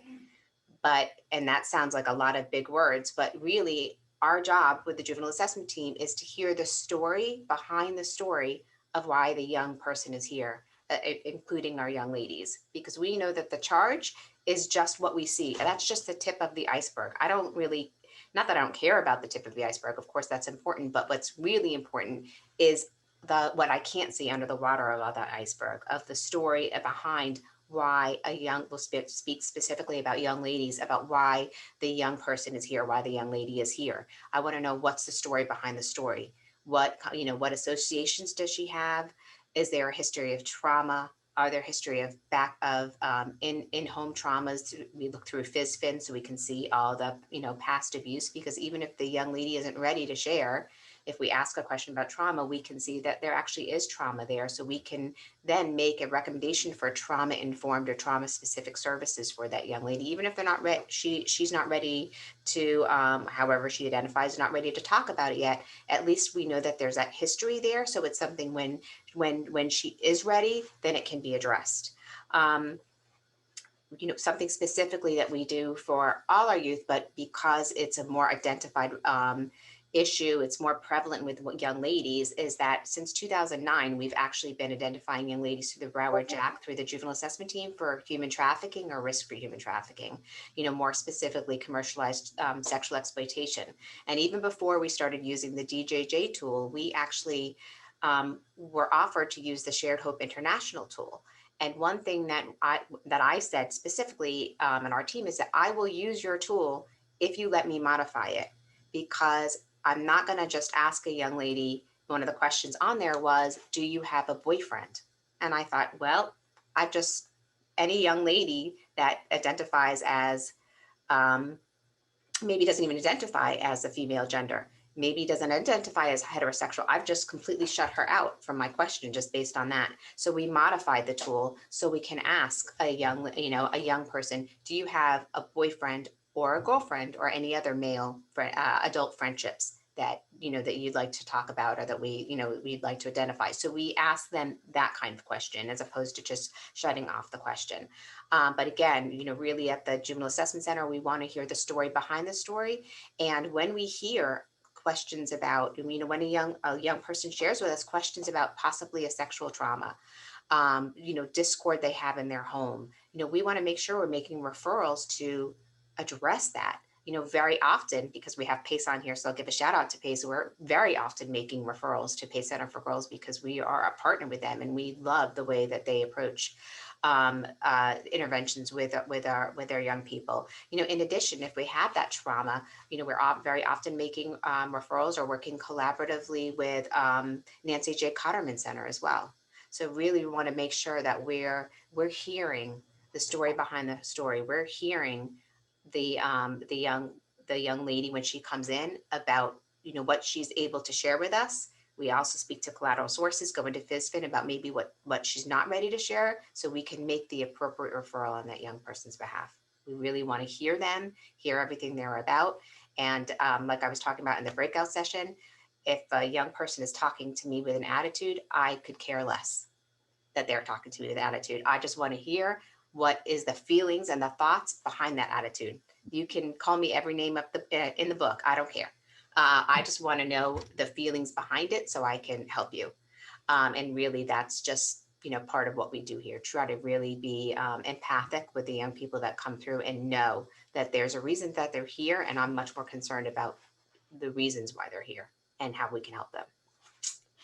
I would like Awesome. to say thank you to all of you for answering that question, and specifically you, Ms. Cunnings, for the actual gender responsive portion of it, because I'm actually a non-binary girl.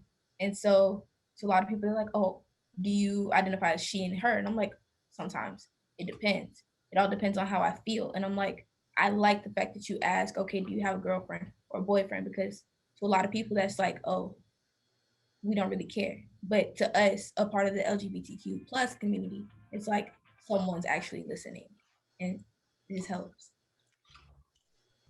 Awesome. Thank you for sharing that, Skyla. And thank you for, to Ms. Cummings and Ms. Anitra and Ms. Sarah Nunes for sharing a little bit more about just the importance of being able to meet the social and emotional needs of our girls. And what I definitely want to highlight from that conversation and their response is just the importance of building relationships with our girls, and for them to feel safe and for their voice to be heard.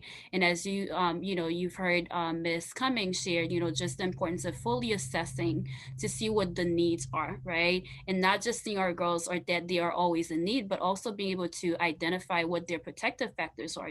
Our girls do come in with strengths, regardless of their situation, regardless of what was going on. So as Brianna was sharing her story, she's always enjoyed art, right? She's always been doing art, but once she was in able to build that relationship where she had people that wanted to invest in her future and help her to see, how can she continue to build that into something that she can truly enjoy and possibly make a career out of it, so this comes about with us, really listening to our girls and really understanding what their needs are, and also helping them to identify their strengths so that we can build on them. So that's extremely important. And as Ms. Sarah Nunez shared, just with us here at PACE, how important it is for our girls to feel their voice matter and we are hearing them. So I hope that's something that you're able to take back to your agency, and that whatever decision that you are making, you really taking a moment to think about, in what area are we making sure that our girls' voice are being heard in us making this decision.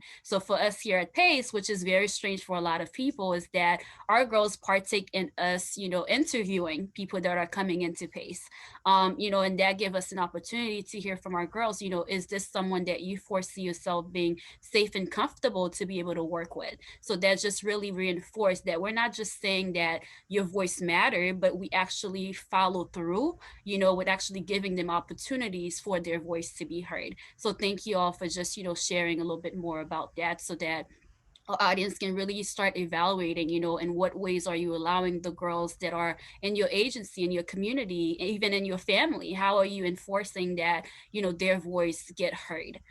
So I definitely want to hear a little bit more about, not that, even though I am at PACE, I don't want to be biased, but I am a little bit, being that we are known as, an expert in our community here in Broward as far as providing gender responsive programming. I definitely want to hear a little bit more from Ms. Sarah Nunez to share with us, just what are the most critical changes that can be made to allow more gender responsive programming in our community.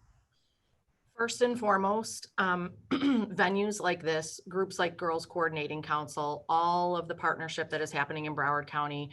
I think Broward County is a very special place. There are so many organizations that are out to help the youth of the county, between the partnerships between the sheriff's office and the local police departments and the courts. And all of the nonprofits. There's so many wonderful nonprofits in Broward County. I think those partnerships to continue to focus on gender responsive programming are huge. We can't do it by ourselves, and I'm a little biased too, but we absolutely cannot do it alone. We don't have the resources or the space to serve every single girl in the county that needs help, although that's the mission I'm on, to figure out a way to do that. So these partnerships and venues like this, where we can all speak about the issues in the county, I think are the most important thing. To touch on something a little bit more, it definitely takes a village. Thanks, Nicole. It sure does. One thing that I would like to touch upon a little bit, though, is some of the perceived and real barriers that are out there for care for girls, programming and care for girls. We have gender and socioeconomic inequity in both mental health and physical health care in this country. And I think being able to continue to get rid of the stigma around mental health services and the need for people to reach out for them is an area that we can provide some focus.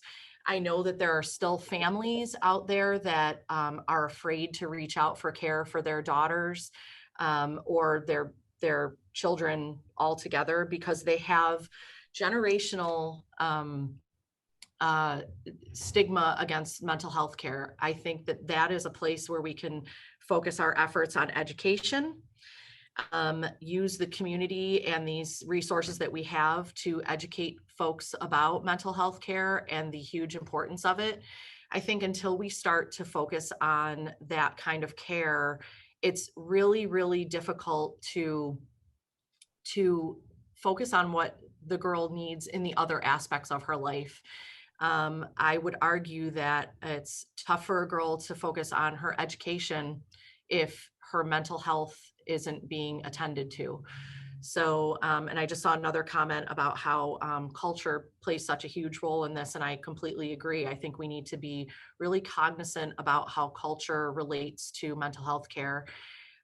So that's an area that I think we can really make some inroads in to educate the community, the education system, families, everyone on the importance of good mental health care and making that available to as many girls as possible and as many families as possible so that we can move forward in good gender responsive care for girls.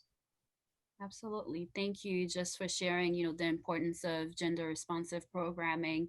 And there might be many who are hearing that for the very first time as far as, what gender responsive programming is.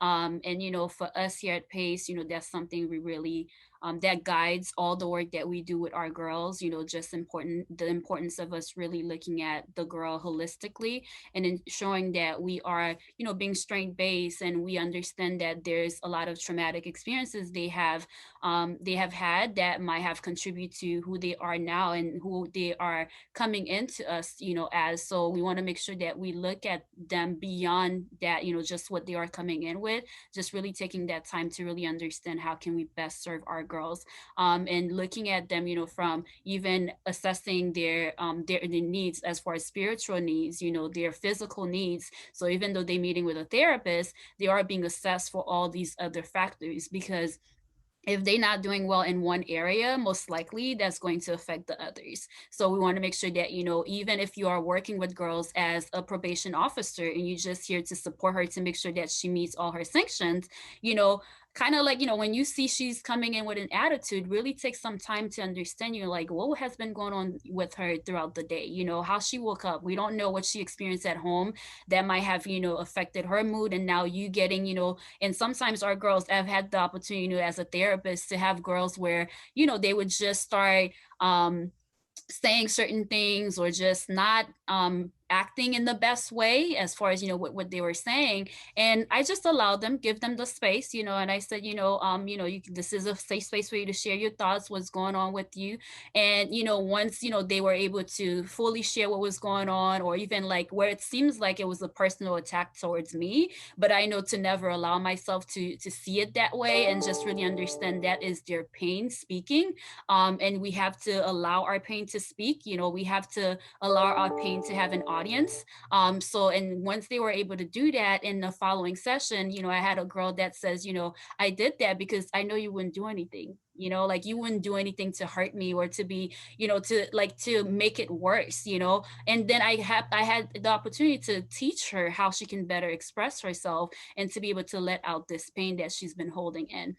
So I hope those are things that you're able to take back, regardless of what role that you are in, when you are talking to one of our girls, because we don't just speak for the girls, at Broward, all of our girls in Broward County are our girls. So we have to make sure that we are, treating them just the same and just really taking that time to meet them where they are and really understand what their needs are. So we do have Skyla for the next question. Okay, this question is directed towards Chief Constance and Ms. King. Can you share how the use of restorative justice practices have helped reconnect law enforcement to communities?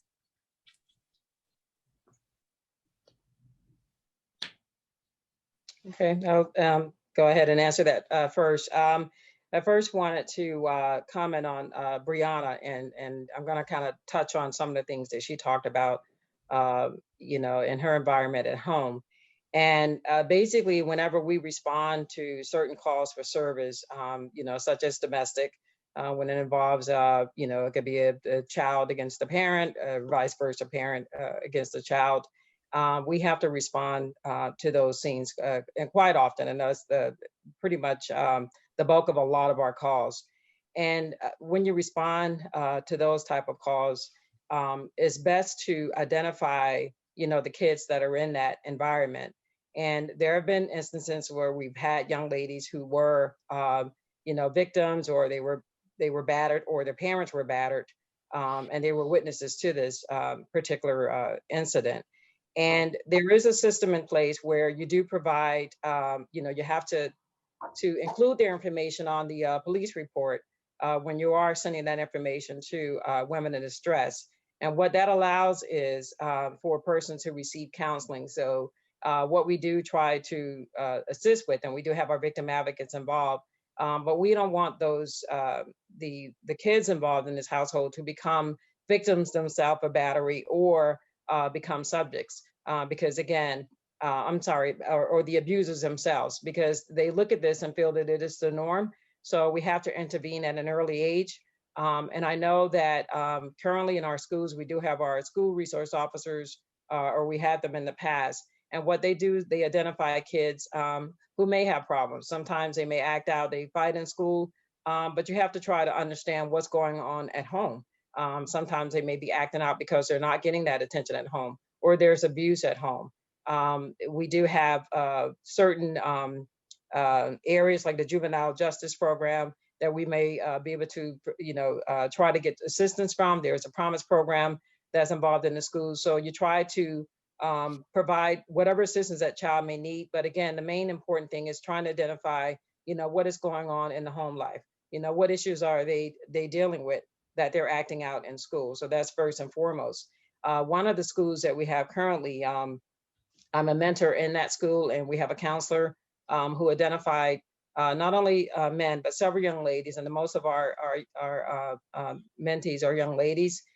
We do provide whatever counseling that we can, as a police officer.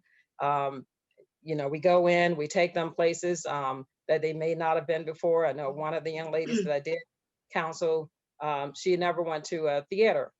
So I took time, on my days off, and took her to let her have that experience. So it's important as law enforcement for us to interact with the community, let them know that we're, although in a uniform and we may have to respond, to their homes for certain reasons, but we're here to help as well. We do offer a lot of programs in the police department. I know we had one where we teach them life skills, how to do laundry, things of that nature, how to identify things in a vehicle if your oil is low. They learn those type of things. So I think it's important just to continue that partnership, try to understand all the available resources. I really don't know that much about what PACE offered, but I appreciate this setting and just trying to understand what programs are out there. So again, we just have to make sure that we understand that. We recently had someone come in and give a presentation on human trafficking, because we know that that's very, very prevalent in Broward County and also Dade County. And what we're doing now is we're trying to make sure that we have someone, an officer assigned to that particular unit that's started by the state attorney's office, so we can identify girls who may be victims of human trafficking. But again, just, it's important to just let them see us in a different light, have conversations. I do it all the time. And I think one of the problems I see is we have to talk to the parents, because a lot of the kids are acting out because they're hearing certain things from the parents. I remember having one young lady who had an issue with the assistant principal, and she was not listening to what he was telling her. And when I came to the school and sat down and met with her and say, what is the problem, and her response was, well, he doesn't like me. So I said, well, he's the principal. I said, what biases would he have against you? And she was getting this from her mom, because her mother told her that the principal doesn't like her. So anyway, it's just, sitting there talking to them and just telling them, hey, there's a different way of handling things, and making sure that we provide that support. So it's very important from a law enforcement perspective to make sure that we provide the available resources for these young ladies. Thank you. So I feel like with restorative justice practices, we have to change the way we respond to rule violations and misbehaviors. With Broward County Public Schools, as Chief Stanley just stated, we have the Promise Program. And that's one way that Broward schools have used the restorative justice practices to reduce school arrests and build those relationships between law enforcement and the student communities. So the Promise Program is an initiative that allows our high school and middle school students who have committed a behavioral infraction, which would normally lead to juvenile delinquency arrests, to attend a comprehensive program with academic assistance, counseling, social skills, prevention activities, and restorative justice supports. The foundation of the Promise Program is both respect for community safety and a systematic understanding that focuses on the situation as being the problem rather than the individual being the problem. And as Chief Stanley mentioned, it's very important, excuse me, to engage our parents in this process. And that's also one of the components of the Promise Program, to engage our families and our parents. If students have been referred to Promise 3 times, at that point, with our parents' consent, we refer them to another diversion program, which is Harmony Development. So we're continuously making sure that our children, our students, are not being, hopefully going to that juvenile detention centers. Okay, thank you to both Chief Constance and Ms. King. So I have something to say to you guys. As a teen, as a Black teen, having brothers who are younger than me, it's been a lot harder for me to see everything going on with law enforcement in our community. And one of my biggest fears is something was to happen to them or to me. And so I feel that instead of us trying to make it, okay, let's get them to trust them, let's build it. Let's not just say, okay, you can trust us. Show them you can trust us. Show them that, okay, we're here for you. We're here on your side. Because kids like me who are terrified of police will most likely just look at you and walk in the other direction, knowing that 9 times out of 10, it might not end well for me. And so I was like, I think it would be best for us to learn to make a plan of how we can show kids, especially kids of color, that it's okay to be around police and they're not always going to be bad people. Thank you for sharing, Skyla. And I appreciate that comment, Skyla. So what we do, we have a lot of programs. And like I mentioned, starting with the mentoring program, that is one way that we try to bridge that gap. We have, an academy called ROC, it's Rescue Our Kids. So we identify kids who may have issues and we bring them in, we provide counseling to them, we talk to them. I'm in the process of starting a youth academy. So it's a police youth academy. We currently have a citizens police academy. And what that does is it kind of discusses, how we operate, what to expect on a traffic stop, how you should respond. We do demonstrations and there's role play. So, but I felt that there was a need to do it with our youth. So I appreciate you indicating that. And that's what we want to try to do. We want to encourage you to be comfortable talking to cops. One of the things that I experience as a police officer in uniform, when I see a kid around, with their parents or an adult, and I love kids, the first thing that the parent says, there's a police, I'm going to have them take you to jail. So I tell them, don't tell them that, because you're going to make them be afraid of us. So I'll direct my attention to the child and I'll say, hi, how are you? Introduce myself. And sometimes I carry money in my pocket. I'll pull it out, and hand it to the child. So again, we have a lot of programs. We do Shop with the Cop, where we identify kids in schools. We take them, we go shopping with them. And I can tell you, one of our partners is Target, and they provide, funds for the kid to shop. But every time they get to that register, they don't have enough money, and the cops are there pulling out money, and they, make sure the kid get all the gifts that they want to get. We do a slow roll in our community, and that's riding a bike with the cop. So we let kids get comfortable. To see us out there riding a bicycle, it's a guided tour in the community. It's not a race, a slow roll. So they get a chance to ride. At the end of the ride, we provide bicycles for them, and then there's other things there, other programs that we have, and we provide that information to them. There's a numerous amount of programs that we currently have. And again, it's just a way of us bridging the gap. We do virtual settings. We have had kids come into like an offsite away from the police station, and they work on different things there. So it's just constantly being out there. When the officers are in the field, they give out the police stickers. And I remember we had this one company that donated some teddy bears, and they were girl and boy bears. They put little name tags on them, and they donated it to us. So I put it in our victim advocacy unit, and I sent an email to the officers. I said, hey, when you guys are out in the field, grab a couple of teddy bears, and just, if you encounter a child, make sure you provide it. And one of my officers sent an email back, and he just said, Chief, we've been doing that. So again, a lot of officers are on their own interacting with these kids. So we take every opportunity that we can, because we know they are the future. We don't want them to be afraid of us, so we definitely engage them, and we will continue to do that. So I appreciate that question very much.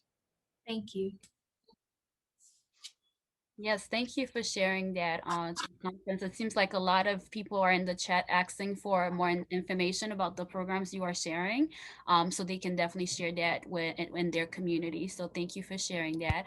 So as you were sharing about different things that you're already doing within your role, just to kind of, ensure that restorative justice practices are being implemented in our community, and also that you are advocating for change in regards to the juvenile justice system, and really the importance of creating those interactions between officers and our community, just to kind of be able to see the officers in a different light.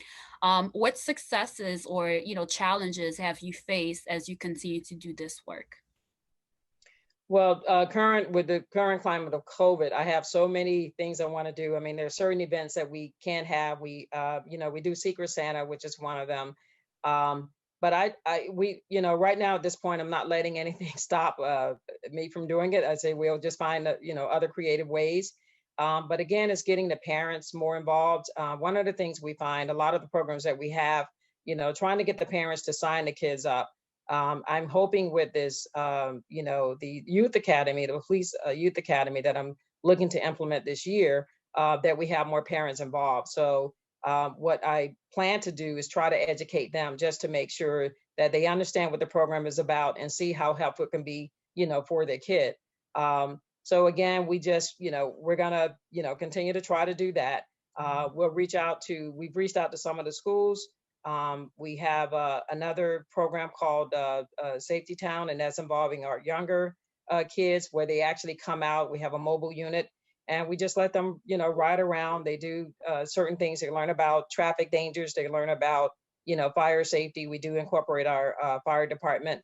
Some of the other things we do identify kids when they have birthdays. So we do, drive-bys with our lights and sirens, just to help celebrate, their birthday. So that's been working out well. So I'd say the challenge right now is just dealing with COVID, where we can't have that, that interaction that we would like to have. But, again, finding the creative ways to do it. We've managed to do that.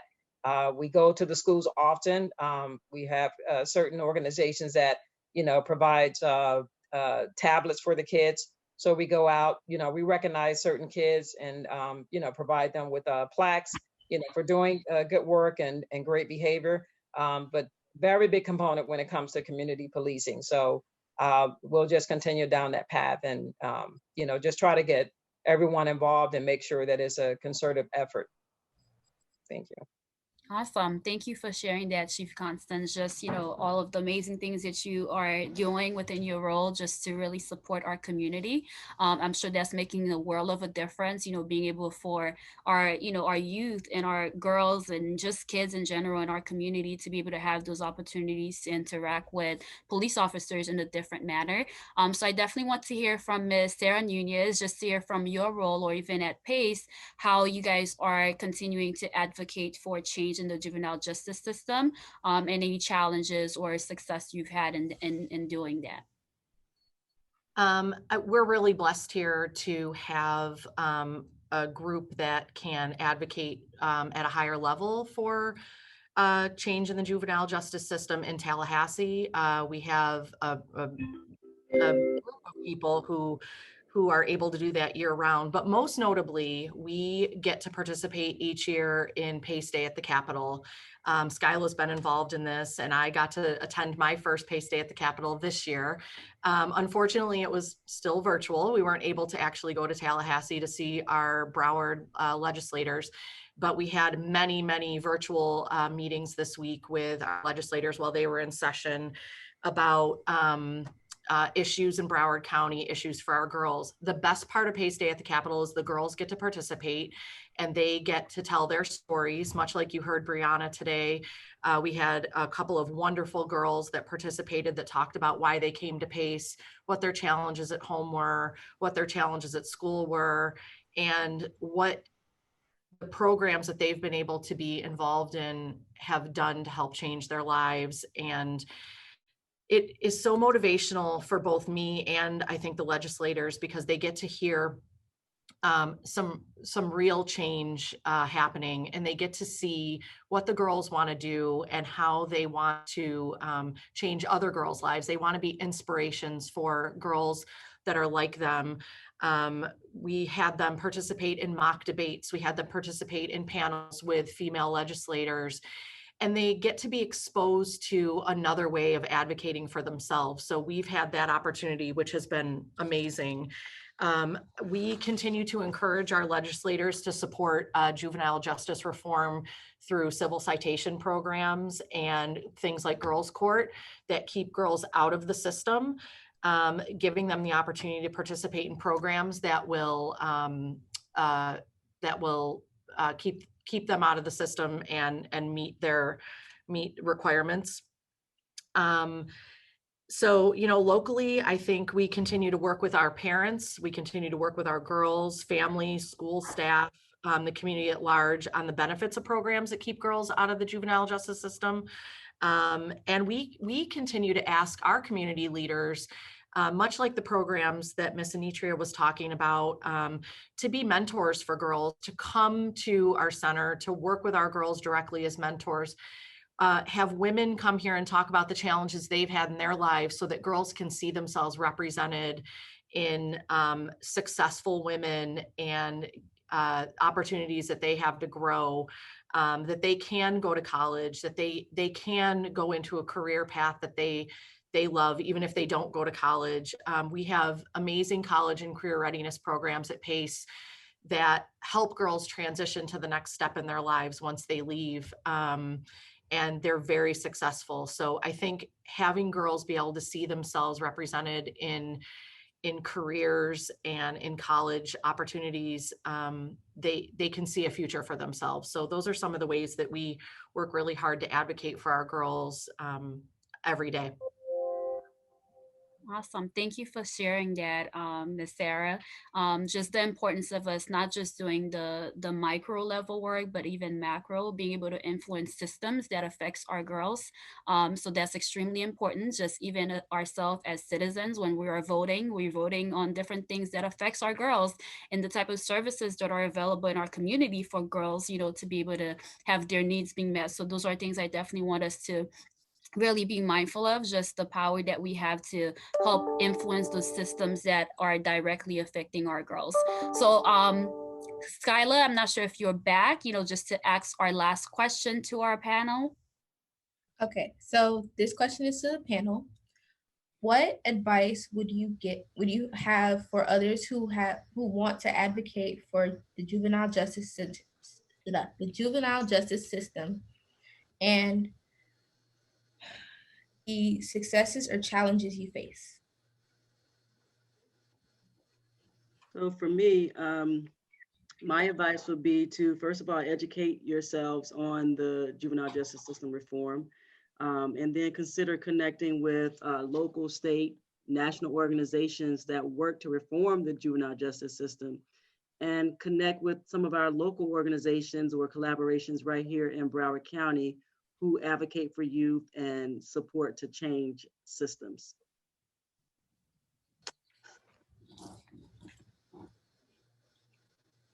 And Chief Stanley, and I want to echo what Ms. King indicated.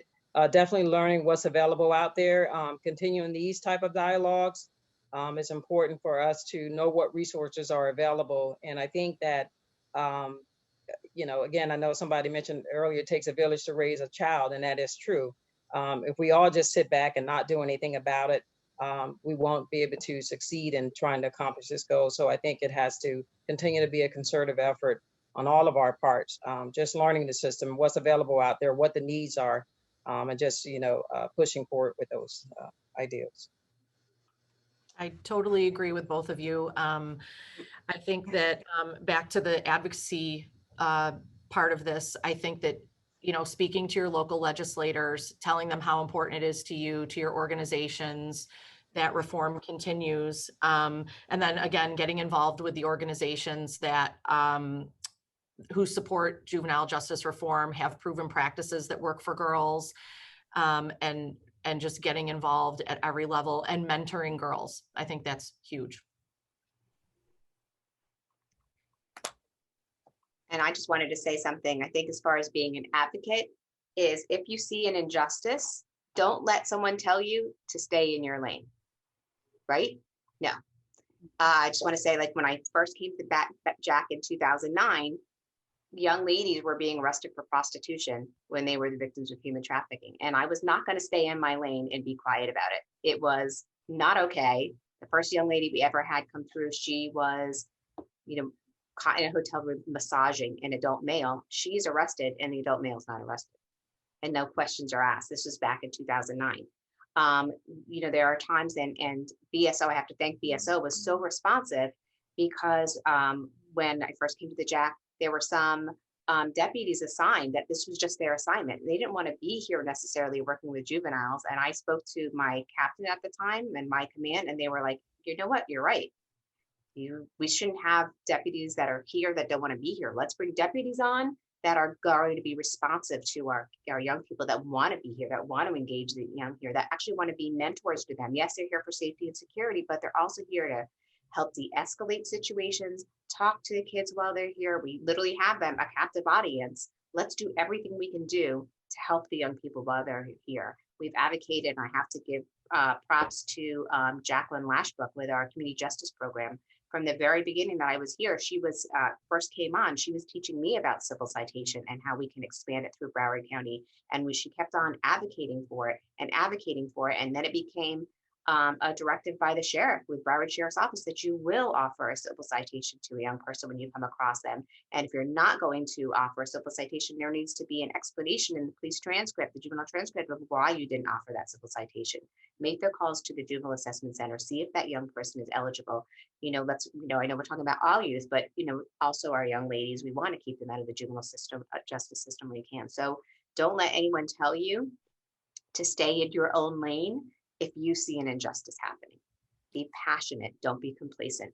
That would be my recommendation for any person that wants to advocate. Don't let someone tell you to silence you if you've got something to say because you see someone being treated unfairly, especially if it's one of our young people in our community, and especially a young lady or a young gentleman that are being exploited or mistreated. Just to kind of piggyback on that, on the Chief Stanley speaking about domestic violence. I mean, yes, we might see a young lady come here on a domestic violence charge, but if I go in FizFin and I realize that this young lady is just finally hitting back, or she's had so many experiences in her childhood where that's all she's seen is violence and domestic violence, I'm going to make sure that that's part of my report that goes out because that needs to be heard.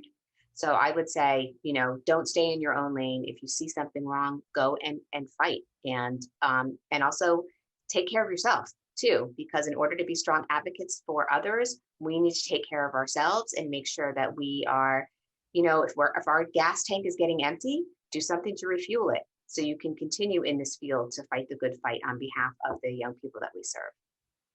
So that would be my recommendation. And if you have any more questions, I'm happy to answer them.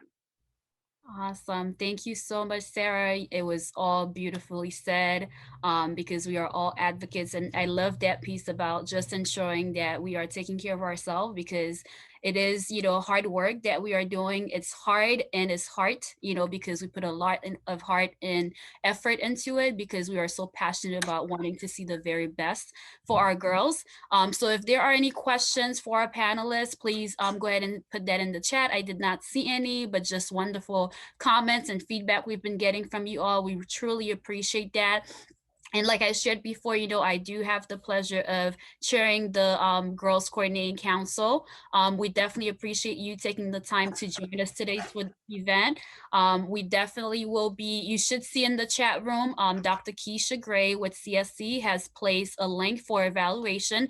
We definitely appreciate your feedback because this will let us know what we need to continue to put out there for our community, just to continue to educate, everyone as far as, the different challenges our girls are facing and ways to better support them. So we truly appreciate your feedback. So please take a moment even before going off of this slide, this event, just to click on the link and have that up already to be able to complete that for us so that we can use that, as far as, recommendation for future events. And just to kind of, wrap up everything, I definitely want to just highlight the fact that, we have to be advocates, in our personal and professional lives. So just making sure that, really taking that time to see how can we continue to best serve our girls. So really appreciate you all. Again, the Girls Coordinating Council is a collaboration with members of the community. So if you are here, you are a member of our community. So you have a seat at the table. So if you would like to be part of the work that we have been doing for years now, and there's so much more to do, right? Because we've able to get here today, but there's so much more work to be done. And there's plenty of work to be shared among all of us. So we definitely want for you to be able to join us if you are interested in being part of this work that we've been doing. So please, take my email that is on the screen right now, send me an email and just share with me if you would like to be part of GCC. We would love to have you. If there's any questions about the work that we do, feel free to reach out to me and I'll be happy to provide additional information. So I am going to check the chat to see if we have any questions that came up. If not, we definitely appreciate you being here with us. Again, don't forget to complete the evaluation. And we look forward to you joining us for our next event. Thank you so much. I hope you have a wonderful weekend and we look forward to seeing you again. Thank you. Thank you, Rose. Thank you. Thank you, Rose. Thank you.